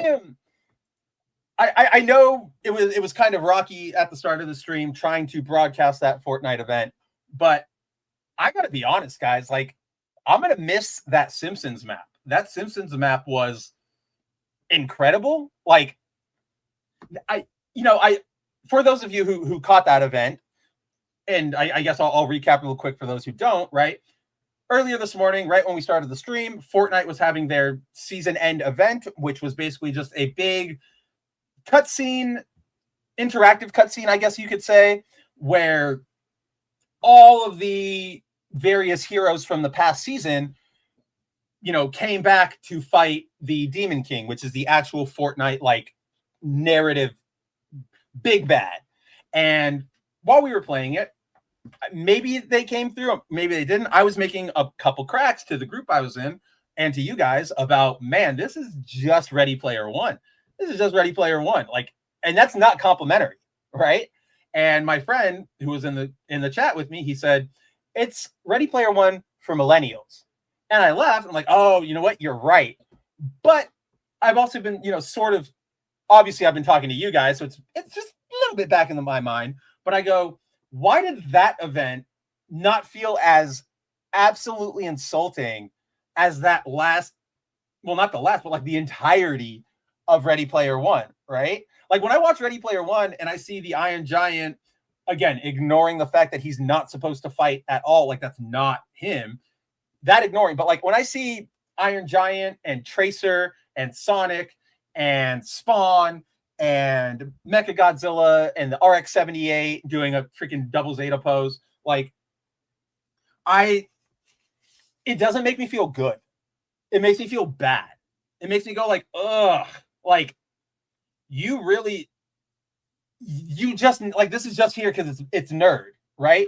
And I think that right there is why I'm more like, I personally found like a little bit of excitement going into that Fortnite event and seeing things like Godzilla and King Kong fighting alongside a Megazord, because with Fortnite, yes, it is Epic Games and it is a massive money-making thing, and that is the primary business model for why Fortnite exists. If Fortnite could not make money, these devs would not be doing this of their own volition. I completely get that.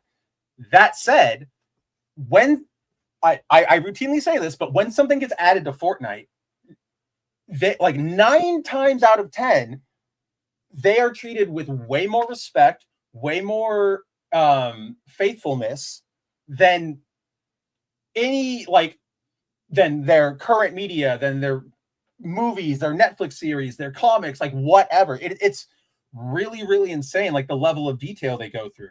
I think I brought this up last week, but the Power Rangers skins that they have in Fortnite, they gave them the fucking what do you call it? Like helmet. All right, what am I trying to? So Power Rangers. Technically, when the Rangers suit up, all of their pieces come on like they materialize, right? Almost like nanotech, hard light, if you will. But you can't do that on an actor. Like that's just, we don't have that technology. So when the actors would put on their helmets, they were the ones where you like put it on your back and then you snap it down in the front and you like click it in and it's snug. The freaking models have that, which is like, who would even think about like remembering that tiny little detail? Or for example, when you go to Superman and Superman got like a pen and ink skin, which means he's like more illustrated than 3D model, and they gave him the classic like black S on his chest, like the Action Comics #1, or not even Action Comics, like his actual first logo. It's crazy, right? And that makes me go like, hey, it's kind of like, hey, even if this entire venue that we've gone to, this event is super corporate-y and bullshitty, at the very least, you know, like those vendors over there, like they're not here for that. They're here for what it, you know, the community, the advertising. They're at least trying. I don't know how many of you guys read Ready Player One or engaged with that book at any point after the movie came out. So when I was in high school, that was like Ready Player One was like a phenomenon, right? Because it was sort of like, oh, I don't like to read, I like video games and stuff. And people would go, well, do I have a book for you? Right? Like, oh, if you like that, you'll definitely like this book. And the book is bad. Okay, like the movie is admittedly a lot better than the book. But that's because Steven Spielberg got his hands on it. In the book, it's really just like a rapid fire drop of just trivia, of just references, right? It's not even like, oh man, we touched down and, you know, we're walking through like an engineering bay and I see a giant, you know, foot that's being built. And it reminds me of, you know, the RX-78 Gundam. You know, it looks on the shape. I wonder if somebody here made a custom purchase for that skin. It's not like that. It's, you know, I see a bunch of tall walking robots. Reminds me of, you know, Gundams, Evangelion, Mechagodzilla. Whoa. And that was it. Like there was no substance to Ernest Cline's, like, is that, I gotta make sure it's Ernest Cline, because I'm about to be talking a lot of shit. And I know there's Patsy Cline and I love her, but I always yes, okay, it is Ernest Cline. I got it right. Okay, great. Ernest Cline, like, it doesn't feel like, imagine going to like a con, or like, let's say right now, all of us bounding into comics meetup, right? And we're all hanging out and like, oh, hey, nice to meet you, Kenny. Nice to meet you, Hibiki. Nice to meet you, Andrew, Timon, Shinkai, everybody. Like, hey, how's it going? And, you know, maybe I go up to Timon and I'm like, oh man, Timon, did you catch the Project Red announcement? And we start talking about, you know, Sentai and Tokusatsu. And then somebody just comes up to us and is like, oh man, did you guys watch Power Rangers? Yeah. I know Power Rangers. But do you guys also know this? Do you know comic? And it's like, yeah. Do you want to talk about it at all? It's like, he doesn't know it. He just kind of wants you to know that he knows it. He's wearing it as sort of like a costume almost, right? Like he's advertising like, I am nerd, instead of just being one.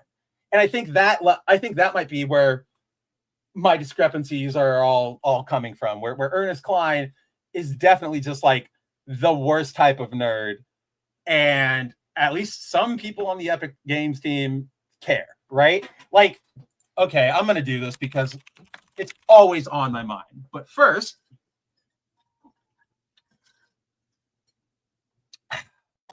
let's see. Timon, I did see you. That's why I started mentioning you. Happy to have you, buddy. I wish I could take a nap. That's probably where I'm headed right after this stream. Kenny says, I can't get into Ready Player One because of that weird bastard Mark Rylance. He just gives eerie vibes to me. Hey, and it's genuine. Like, I'm jealous of you that there is something that prevents you from like obviously not like physically or whatever, but like it's preventative to you to engaging with this, because this stuff is not great. Shinkai says, so a Ready Player One junk food crash having too much at once versus Fortnite divides IPs so they can get right attention. So still junk food, but tastier and more manageable. Definitely still junk food. I really like that analogy or that description. It's less about that though. Like again, it's less about the amount of IPs that are there and whether or not they get like the right amount of screen time. Because, for example, like we were watching that event, I saw Superman maybe like for a second. I didn't even catch Miku, and she was supposed to be fighting around there. It's more about like, is the person who's trying to essentially sell me on this, whether it's selling me on a story or a movie or the game, like, are they actually, when they say like, oh, we've got nerd stuff that you like, are they saying it because they actually like this nerd stuff and they know like, oh shit, dude, like you like nerd stuff? Come check out, you know, this Batman like all this stuff. Are they really doing it like that? Or are they like your mom cleaning out your room when you go to college and they're just going, what do we have?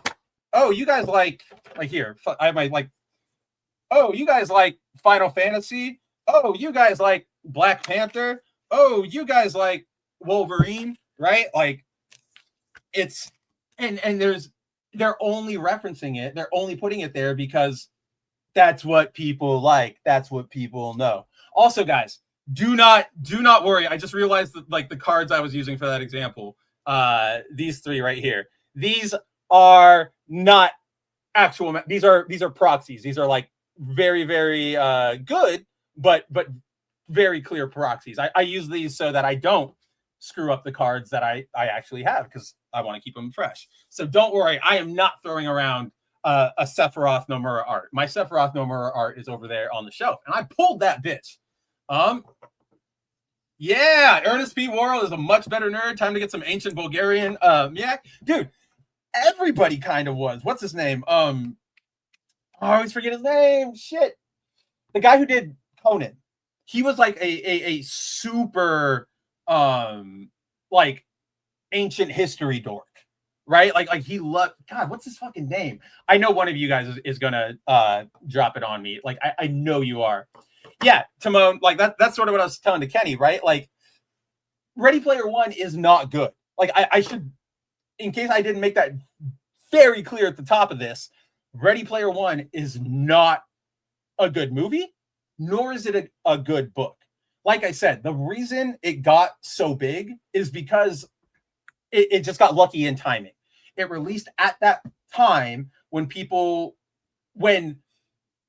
video games and movies and pop culture, older generations and the stuffier folk could no longer ignore it, right? They could no longer ignore that video games were a thing, that people liked them. So when you had a lot of people, you know, we kind of always get into these debates with generations, like, oh, turn off the TV and go outside. Oh, turn it off and go read a book, right? He slotted in right there where people could go, I don't like books, but I like video games. Okay, I'll read a book. And like, oh, I don't like, you know, reading, but he writes about anime. Somebody out there is finally writing something about what I care about. Because remember, think about back to when we were dumb 13, 14-year-olds, right? You go like, I mean, I would read, but all the books are about old people and they're not about anything, or they're not cool. Like, it's lame. Again, stupid kids. We all recognize that is the opinion of a stupid kid, but to get around the stupid opinion of a kid, you know, you got it. Kind of like Shinkai said, you got to just give him junk food. You got to just give him junk food sometime. Yeah, no, it did not even feel like a Senor Spielbergo film. You know, Ready Player One es muy mal. Mr. Burns es el diablo, right? No, but no, like that's what I was saying. I think I said it a second ago. I think you were here, but just in case, like I'll repeat it because I want to. It's that Spielberg made it. If there's any enjoyment you can take from that movie, it's because of what Spielberg did with it. Spielberg elevated the presentation of everything, even if it wasn't necessarily good on its own. You know what I mean? Like I will admit the cinematography of the like final fight was really, really impressive. And you could tell, right? Like, oh, the RX-78 is fighting Mecha Godzilla. It's not just, you know, crash. Clearly you heard that Transformer sound that I was using for the base of that. That's because that's what I was referring to, right? So, like, he elevates it, but elevating dog shit is still just elevating dog shit. You know what I mean? I got so mad at that movie when I watched it with one of my exes a long time ago, because this is also in the book too, I believe. No, I don't think this. I don't. Either way, in the movie, there was a scene where they're all trying to hunt and find the secret codes that will give them, that were buried by the Ready Player One creator, or like the system creator or whatever his name is. Like, he's hidden all these Easter eggs, and if you find them, it gives you kind of like Willy Wonka, like you get to own the company and the world now. And one of them is like located somewhere on this racetrack. So the main guy, he like enters the race, and he's like, everybody keeps entering, but nobody's found it. What if I go backwards? And he drives backwards, and it's like, oh, congratulations, you got it. And it's like, come on, God, like everybody out there, right? Like, you've played racing video games, whether Mario Kart or something like Need for Speed or even like Gran Turismo. Driving backwards on a track is like one of the first things almost everybody does, right? Of course, you race, blah, blah, blah. But then maybe you're like, oh, all right, I'm turning this off or whatever. Or you're just like, hey, I'm curious. And you'll go like, oh, I'm going to go around the track, blah, blah, blah, and then just hit the power button, go to bed. So to present it as like, this was out of the way thinking, like super adaptive, like super smart kid. I'm just like, no, like that's what my 5-year-old cousin does when I play Sonic All-Stars with him. Like, this is absurd. Conrado Javier, what is up? Project Red. Okay, I actually like that. I can't believe it's not Super Sentai. I actually I'm not just like gassing you up. I really like that description for it. I'm definitely going to start using that. Like, I can't believe it's not Super Sentai. Like Morphin Grid butter. I don't know.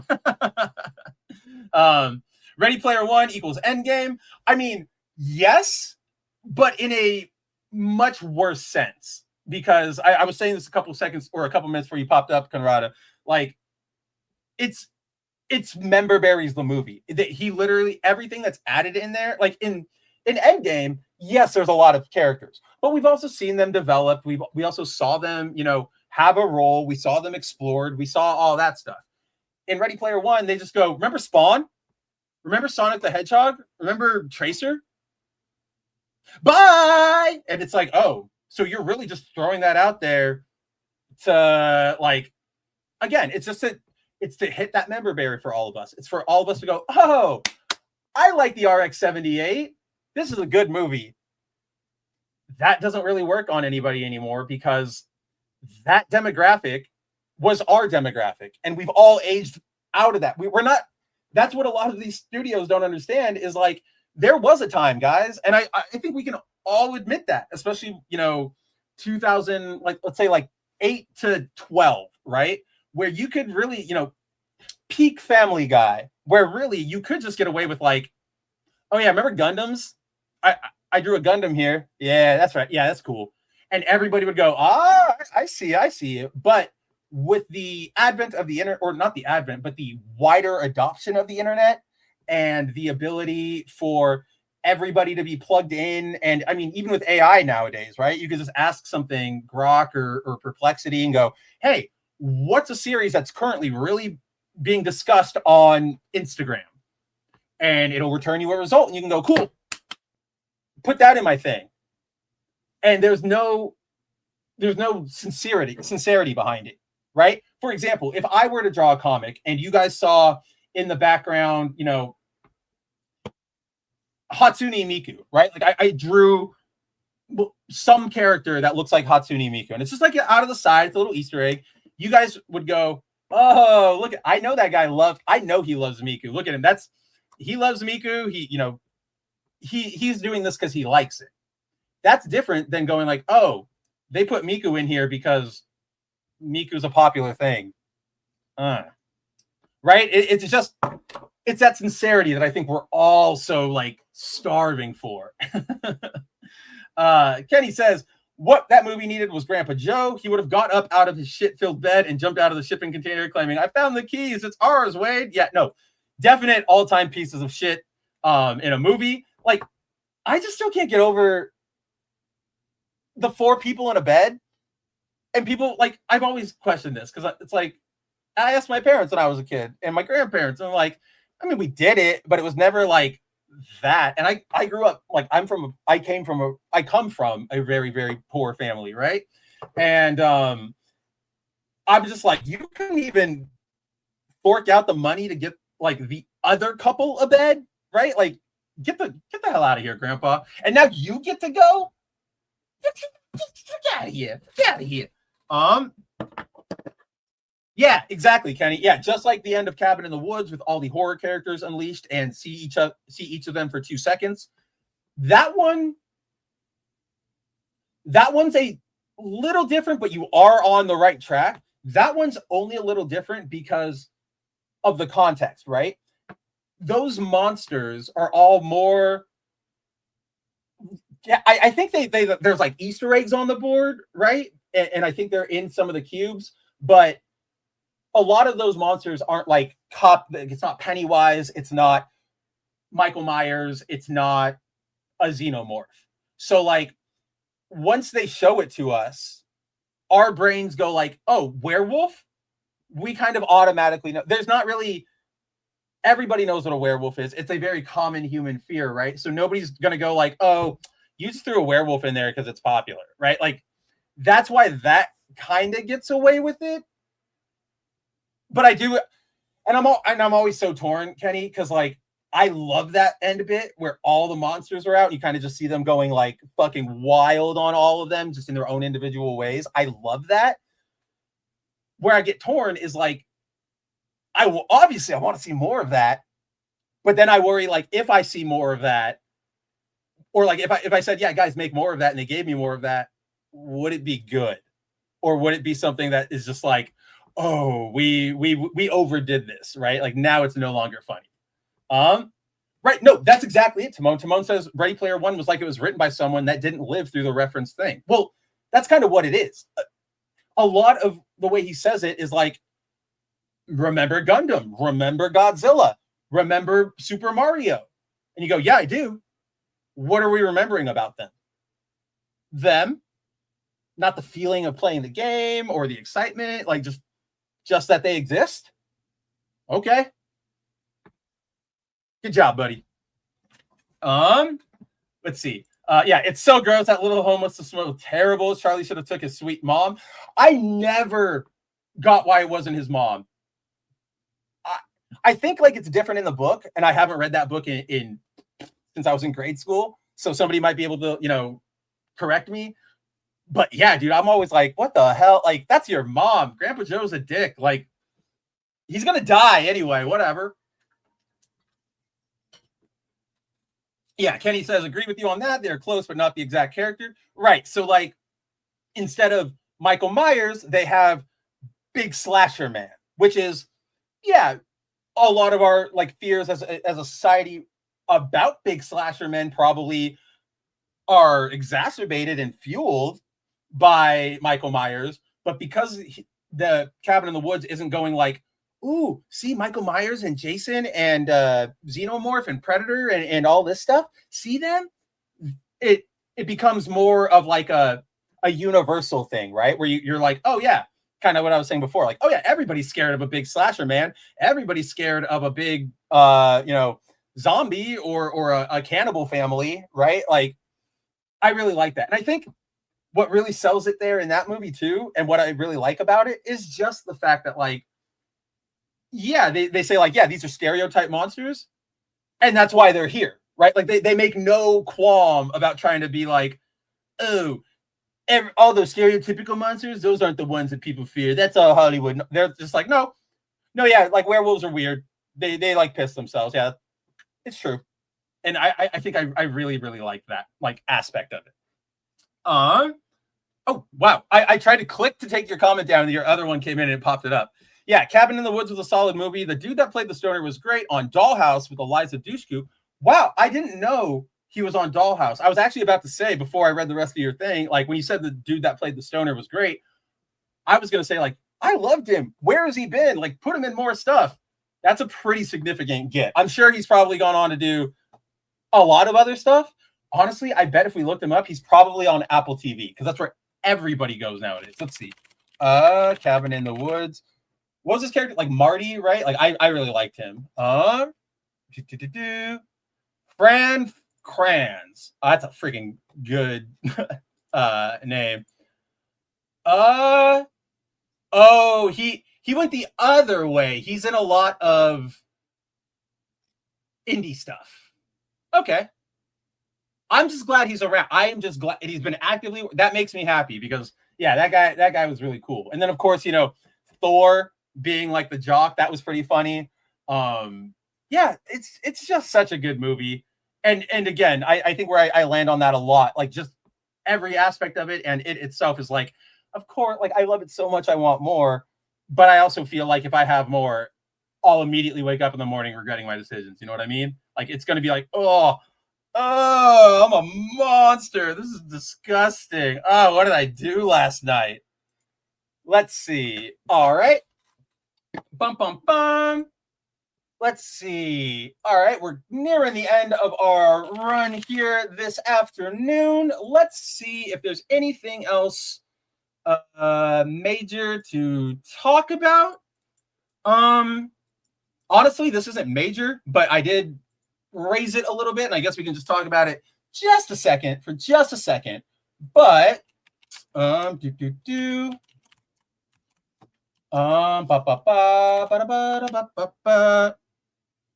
so in case you guys didn't see it earlier this week, SEGA has had its second quarter financial reports for the year of 2024, or for the year of 2025, excuse me. It's the fiscal year 2026 report because they start their calendar different, like their corporate calendar, not like Japan's calendar. And they do their quarters are only two. It's only a 2 period. Like they do it in chunks of 6 months, right? So like a year isn't 4 quarters, it's 2 quarters. It's and then they like wrap it into a 4 quarter. It's a weird thing. It's corporate governance. If you guys really want to know more about it, I can host an entire stream getting back into my business degrees about it, but I don't think anybody wants that. Because the long story short is just that with their financials, they revealed that for the period, let's see, from April to September of this year, their sales of new games in particular, well, all of their sales, but of new games in particular, plummeted massively, right? Where, so in this current period of April to September 2025, they sold 10.8 million video game units across its entire library, 1.8 of those being brand new games, and the other 9 million being previously released ones. That's all right. Like on its face, probably doesn't seem that bad, but when you compare it to the exact same period in 2024, where they posted 12.4 million sales, with 1.2 million being new games and 11 being already released ones, they've dropped, as I note there, about 1.6 million total units. Obviously, there are a lot of factors that play into this. There is, you know, they had a slightly shaky, or okay, shaky is not the right word, a very dry release schedule within that period. I pointed out here, their major releases for the year included Virtua Fighter 5, 2 Point Museum, Yakuza 0 Director's Cut, Puyo Puyo Tetris 2S, Raiden Remastered, The Mystery of the Soulless Army, the Shin Megami Tensei spinoff, and then a new entry in the arcade rhythm game, My DX. I'm sure nobody here knows what that is because all of you guys have girlfriends and wives and healthy lives and social circles, and you're not like me and a weeb. But so that's a major factor. Obviously, not a lot of stuff to grab there. Oh, I left out 2 big ones because I mentioned them at the top, but of course it also had Like a Dragon, Pirate Yakuza, and then Sonic Racing Crossworlds in the period. It's light. It's admittedly very light. I mean, your biggest releases for the year are a brand new Yakuza game, which is already sort of a niche series, and then a Sonic Racing game, which is sort of out of left field for you guys. Sega's made racing games before. It's not new, but it's also not like a bread and butter thing for them. So I don't know if a lot of people are going to be jumping to, hit the track. And of course, the economies around the world are well, not around the world, in America in particular, is complete hog shit thanks to our dumbass administration. So like people are, clenching wallets and they're getting tighter. It still doesn't speak well to Sega's, output. Obviously, it's not death, like it's not a death rattle. It's very easy for them to, or in theory, it can be very easy for them to make up that 1.2 million in sales, in the next 6 months and build upon it or whatever. But it's still not great. It still speaks to Sega. Come on, you gotta step up a little bit. But where was the thing that I wanted to do? Oh yeah, one of the big things. So alongside their whole investors presentation, one of the things that, these investors calls normally have Q&A sessions, and during the Sega Q&A session, one of their investors asked them, what do you guys think is the reason behind this massive sales drop? And the Sega leadership basically went, quote, "We believe potential factors include the presence of competing titles in the same genre, pricing at launch, and concerns about so-called complete editions being released later, which may lead to consumers holding off on purchases." Right? So, and additionally, while the exact cause remains unclear, we believe there are also marketing challenges, such as failing to sufficiently convey the game's appeal to users. We are currently analyzing this. And then they point out that one of the games currently suffering from that is Sonic Racing Crossworld. So I can't really speak to the marketing angle of it. I don't really go into, I have ad blockers on everything. I don't really go into heavily billboarded areas. I live in Phoenix. We have some billboards, and we're a city, but we're not LA. God, I miss home so much. But that note about complete editions, as I said, there are a lot of factors, but it's very interesting that Sega's finally, I think this makes them the first major video game studio to come out and outright admit, yeah, this idea of complete editions is everybody's caught on. You know what I mean? Complete editions usually didn't start out that way, right? If we go all the way back, on this magical video game time travel train, the concept of a complete edition started out as a Game of the Year edition, which was specifically limited to that too, right? Where a game wins Game of the Year from, any source. I don't know what IGN or the Game Awards, whatever. And so with that renewed, attention on the game, the devs would take every DLC, everything that they had, throw it into a package and say, boom, you want this experience? You heard all about how this is Game of the Year? Here you go. Over time, that shifted away from Game of the Year to complete editions, which are beneficial to the player, but it's the most no shit conclusion I think anybody could ever bring, right? If you guys constantly keep dropping complete editions and you don't, and there's there's no triggers or caveats for when they do one, right? Every game is going to get it. It's not if a game does successfully, it'll get one, or if all of our fans do this challenge online and log in or whatever. It's never anything like that. It's just it goes back to the corporate greed of, we want to double dip. We want to say, you bought that game before, now you can buy it again with everything. That's where they go. The problem is, as I'm sure is very obvious to all of us, right, is that if it's coming down the pipe, it's very, very easy to just wait.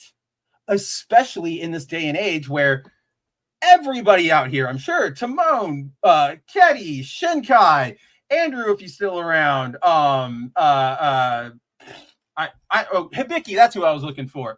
I'm sure all of us have massive backlogs of not just video games, but movies and comics and manga and anime and just other stuff to do, right? So nowadays, the prospect of buying a game immediately is not as appealing as like, oh, buying the game later when I can get everything and I'm saving like 40, 50 bucks on it. Right. And so like I did that for Persona 5. That game was out for like 5 years. I saw everybody loving it. Everybody was getting on it. And I just went, I can't do it. I know that a complete edition is coming and I don't want to restart. I don't want to do this all over again. Sure enough, Royal, right? Then of course we've got things like Persona 4 Ultimax or Arena Ultimax or Persona 3 Reload. Like, again, we're only tagging Sega, but it's almost every developer does this nowadays. And it's welcome for us, but I also, like, what did you guys expect? Of course we're going to wait for that if you do it for every single one. If we were still in that old system of like Game of the Year, where I would go, oh man, Persona 5 is great. I don't know if it'll win. It's up against, I wonder what even was it theoretically up against. Let's look at this. I'm gonna Google this real quick. Persona 5 Game of the Year competitors. Okay, that was the Game Awards 2017. Breath of the Wild, Super Mario Odyssey, PUBG, and Horizon Zero Dawn. If I was just like a casual fan and I understood that Game of the Year meant Game of the Year edition, I would go, shit, I don't know if Persona 5 will top out over those, right? I should buy it now.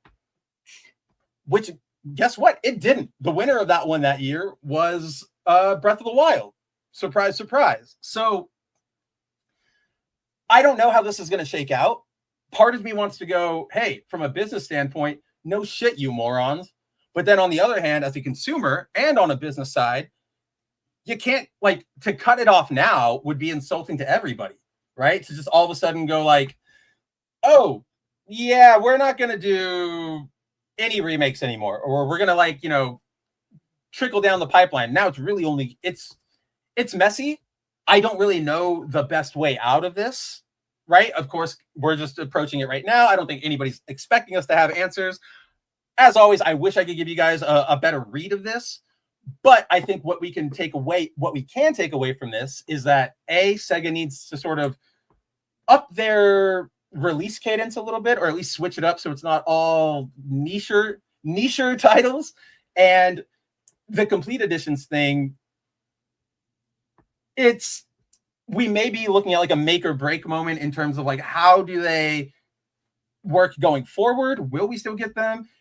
It's going to be interesting. It's too much in the air for me to actually give you a hard read, but it is what it is. I guess, yeah, that's the only takeaway I really wanted to tell you guys about, which is Sega sales are dropping. Obviously, the complete editions have a big role to play in it, even if it's not the main role. And play Sonic Racing Cross Worlds. Like, this game is fucking great, guys. Like, it's a better racer than Mario Kart World. Oh, hey, Timon says, Spencer, I don't know if you already commented about it, but that BIC article on Atlas Complete Editions was great. Man, I'm a bit behind. YouTube sucks. Oh, don't even worry, man. But hey, thank you. Like, genuinely thank you for complimenting me on that. I very rarely get any recognition, either negative or positive, on my articles. You guys ever, there's an old Futurama episode where Bender is like flung into the depths of space and he ends up meeting God. And he's like talking to God because he's like, yeah, I had a little like, what should we call it? I had a little civilization growing on my ass and I was there, God, and I fucked it up. Like, how do you do it? Like, oh my, like, what? It's so hard. And God drops one of these. It's like stuck with me forever. If you do something right, people will think you've done nothing at all. And so to me, like, I aim to not be that story, right? I know my articles are super fact-based and you can't really rage against them on substance. You can disagree with them, but it's not easy to go like, oh, you're stupid. Oh, you don't know what you're talking about. Oh, it's, you know, not properly sourced, blah, blah, blah, blah, blah. But yeah, so like, I kind of am just there. So that's cool, man. Thank you for that. Yeah, I always aim to please with you guys. Again, it's about keeping you guys informed. It's about being fair to everybody and yet, you know, holding the right people accountable over the right fires, if you will. Kenny says, my first day working at Babbage's was the release day of Sega Dreamcast. It was a busy day. Then got home with my pre-order Dreamcast and played Sonic Adventure all night. Damn, dude. First day of working for the fucking Dreamcast release? That's crazy. But, man, okay, I was going to say the dumb line of like, man, we can never go back. We'll never have those days again. And it's like, God, that's just the march of time. I don't want to sound like one of those pissy, like, we have to go back. Everything was stolen from us. Because, no, it wasn't. It's called time. Shut the fuck up. But, and we can have more memories like this, and we will. But it's like, man, that's such a good memory. Like, we can't go back to having those kid memories, right? It's time to make adult memories, man. But let's see. Yep, gotta go fast. Gotta go faster, faster, faster, faster, Sonic X. Like, I always reiterate that one, and nobody knows what I'm talking about.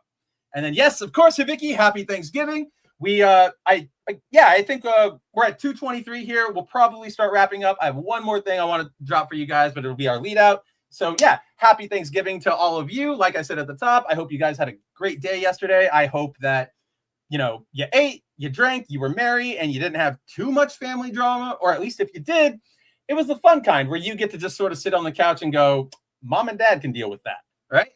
All right. So, before we get out of here,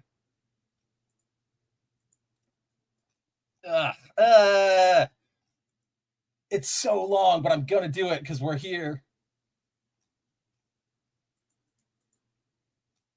Oh, no, he took it down. No. I'm finding an archive. No. You don't get to run away from this. No, Ernest Klein. No, Ernest Klein. All right? That is not how this works around here. Let's see. Captcha.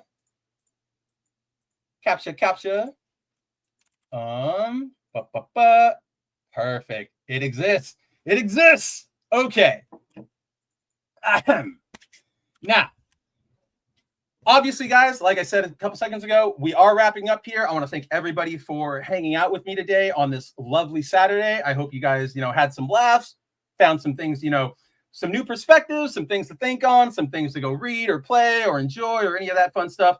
That's why I host this show, to remind you guys that, yes, everything is objectively shitty, but there are also objectively still good things out there. So whether you were chatting with us right here actively the entire stream, like Kenny and Timon and Hibiki and Shinkai, and let's see, who else is there? I know I said Timon and Hibiki and Punk and Andrew, and aside from them, everybody else watching, without commenting and watching in the VOD, I still see you. I still love you. You're just as welcome and appreciated as everybody who's here live, because genuinely, without you guys, looking for better sources of news to, shake off the bullshit narratives that you're pumped out all the time.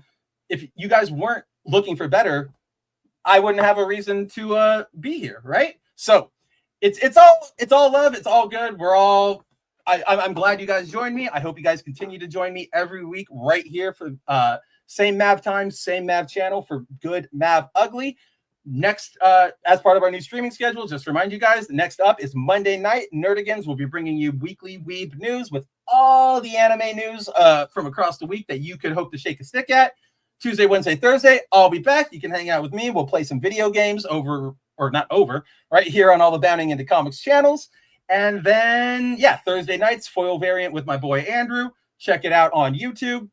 Saturdays, right back here. I think I ran through it. Go check out the interview I did with Andrew Rodriguez of the Rippaverse about his character Blue Shift on Bounding Into Comics. Yes, it's the same Andrew I keep talking to in here. I don't know why I decided to drop his last name in that last bit, but who knows? So before we get out of here, guys, because we were talking about Ernest Klein and just like how bad and how insincere, right, like he is as a writer, I would like to recite, read aloud one of his more famous poems, if you will, that he had up on his personal website for a long time, until probably the fact that he started getting flack over this with the release of the movie, rightfully so, as you guys will see. He deleted it, but thanks to the Internet Archive, technically Archive Today, archive.ph, I found it. I still have it. I'm never letting this go because, guys, I would like to present to you. Let me put it in the right window. Click, click, click, click, click, click, boom. I would like to present to everybody out there on the topic of Ready Player One, on discussion of Ernest Cline. I would remove, no, put it up there. Why can't I? Oh, because there we go. All right.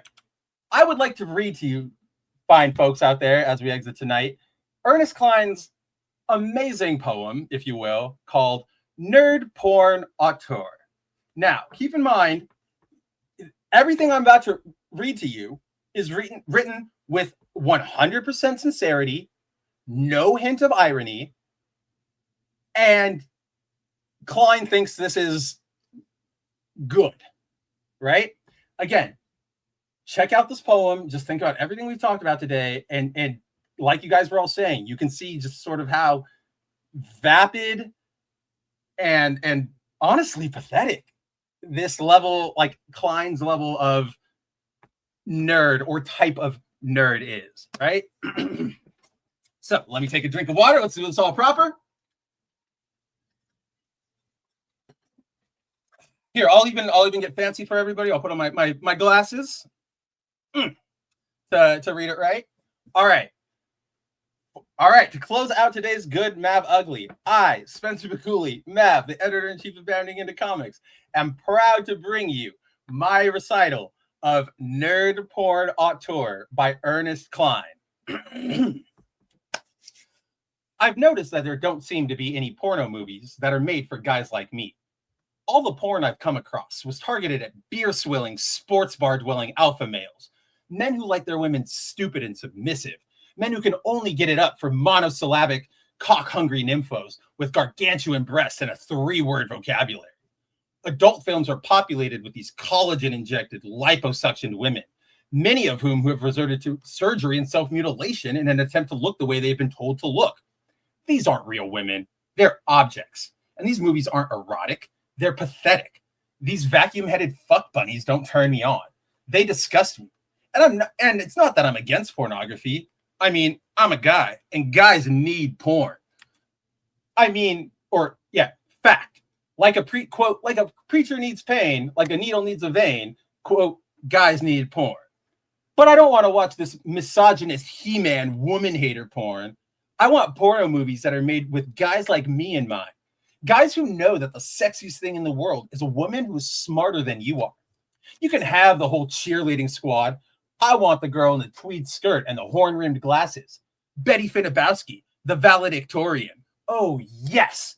First, I want to copy her trig homework, and then I want to make mad, passionate love to her for hours and hours until she reluctantly asks if we can stop because she doesn't want to miss Battlestar Galactica. Summa cum laude, baby. That is what I call erotic. But do you ever see that kind of woman in a contemporary adult film? No. Which is why I'm going to start writing and directing geek porno. I shall be the quintessential nerd porn auteur. And the women in my porno movies will be the kind that drive nerds like me mad with desire. I'm talking about the girls that used to fuck up the grading curve. The girls in the Latin Club and the National Honor Society. Chicks with weird clothes, braces, 4 eyes, and 4.0 GPAs. Brainy, articulate bookworms with Mensa cards in their purses and chips on their shoulders. My porn starlets will come in all shapes and sizes. My porn starlets will be too busy working on their PhD to go to the gym. In my kind of porno movies, the girls wouldn't even have to get naked. They just have to take the guys down to the rec room and beat them repeatedly at chess. And then talk to them for hours about Heisenberg's uncertainty principle or the underlying social metaphors in the Alien movies. Buy stock in some hand cream companies because there's about to be a major shortage. And I'm not just talking about straight porn. Oh no. There should be fuck films for my nerd brethren of all sexual orientations. Gay nerd porn flicks with titles like Dungeons and Drag Queens. The idea is a fucking goldmine. I'm going to make millions because the country is full of database programmers and electronic engineers, and they aren't getting the loving they so desperately need. And you can help. If you're an intelligent woman, who is interested in breaking into the adult film industry. And if you can tell me the name of Luke Skywalker's home planet, then you are hired. It doesn't matter if you think you're overweight or unattractive. It doesn't matter if you don't think you're beautiful. You are beautiful. And I will make you a star. Like, again, Ready Player One author, Ernest Clines, he wrote this in all earnesty. This completely fucked up, like, I'm a nice guy. I'm different than the stupid jocks. And then it's also like wildly fucking misogynistic, as all these like nice guys always are, right? Where he's going, porn stars and bimbos, you're not real women. I only want, like, only these women qualify. And then he's not even talking about like, oh, I want somebody. He's not talking about the person. He's not saying like, I want to connect with somebody. I want to somebody who can make me feel like this or moves like. He's not doing any of that. It's all fetishization because he's just going, I want her to like Battlestar Galactica. I want her to be nerdy and have glasses. Like, and the entire time, he like framing himself as like, I'm the savior. Like, I'm enlightened. It's just, yeah, Timon, that is actually, thank you so fucking much. That is the word I was looking for, was male feminist, right? Like, that is the term, the performative male like, that's him to a T. He thinks he's so great. He thinks he's so nice. He thinks he's so much better than all of them. But like you're not, dude. You're probably worse. Like, I would not want. I feel sorry for anybody who's like any woman who had to be left alone with him after this like came out. Like, this is an absolutely insane thing. There's an MP3 I just realized. If it's him reciting this poem, I'm about to have a field day on all of our intros, outros, all of that stuff. Like, oh my God, what a Saturday discovery. Holy crap. But guys, with that, I believe, yeah, that's probably where we'll call it today. You know, you get the good, you get the Mav, and then you get the ugly. But before we get out of here, to Hillam showed up at the last second. Shalom to see you, buddy. I'm sorry we didn't get to hang out too much this week, but more shows on the way. I'll see you around. I've got you on Twitter. Just like with the rest of you, you can find all the places to follow me and the rest of the Bounding Into Comics crew right down below in the description, at least on YouTube. Let's hope it took on all the other platforms. I was using StreamYard's thing to like set up the stream like at the same time on all the platforms. So we'll see how that all kicked off. But until then, guys, man, I still don't even, how can I do this? I know how we can do this. Watch this. I still technically, oh, nope, it doesn't want to work. So no intro, still got to fix that. Yeah, I don't know. That's all I've got for this week, guys. Love all of you. Can't wait to see you next week. Check out boundingintocomics.com for new news every day. And yeah, you deserve better. And we here at Bounding Into Comics are here to give you better. So take it easy. Go enjoy your Saturday. And yeah, take it easy. I'll see you soon. How do we get out of here on StreamYard? Oh, there we go. Take it easy.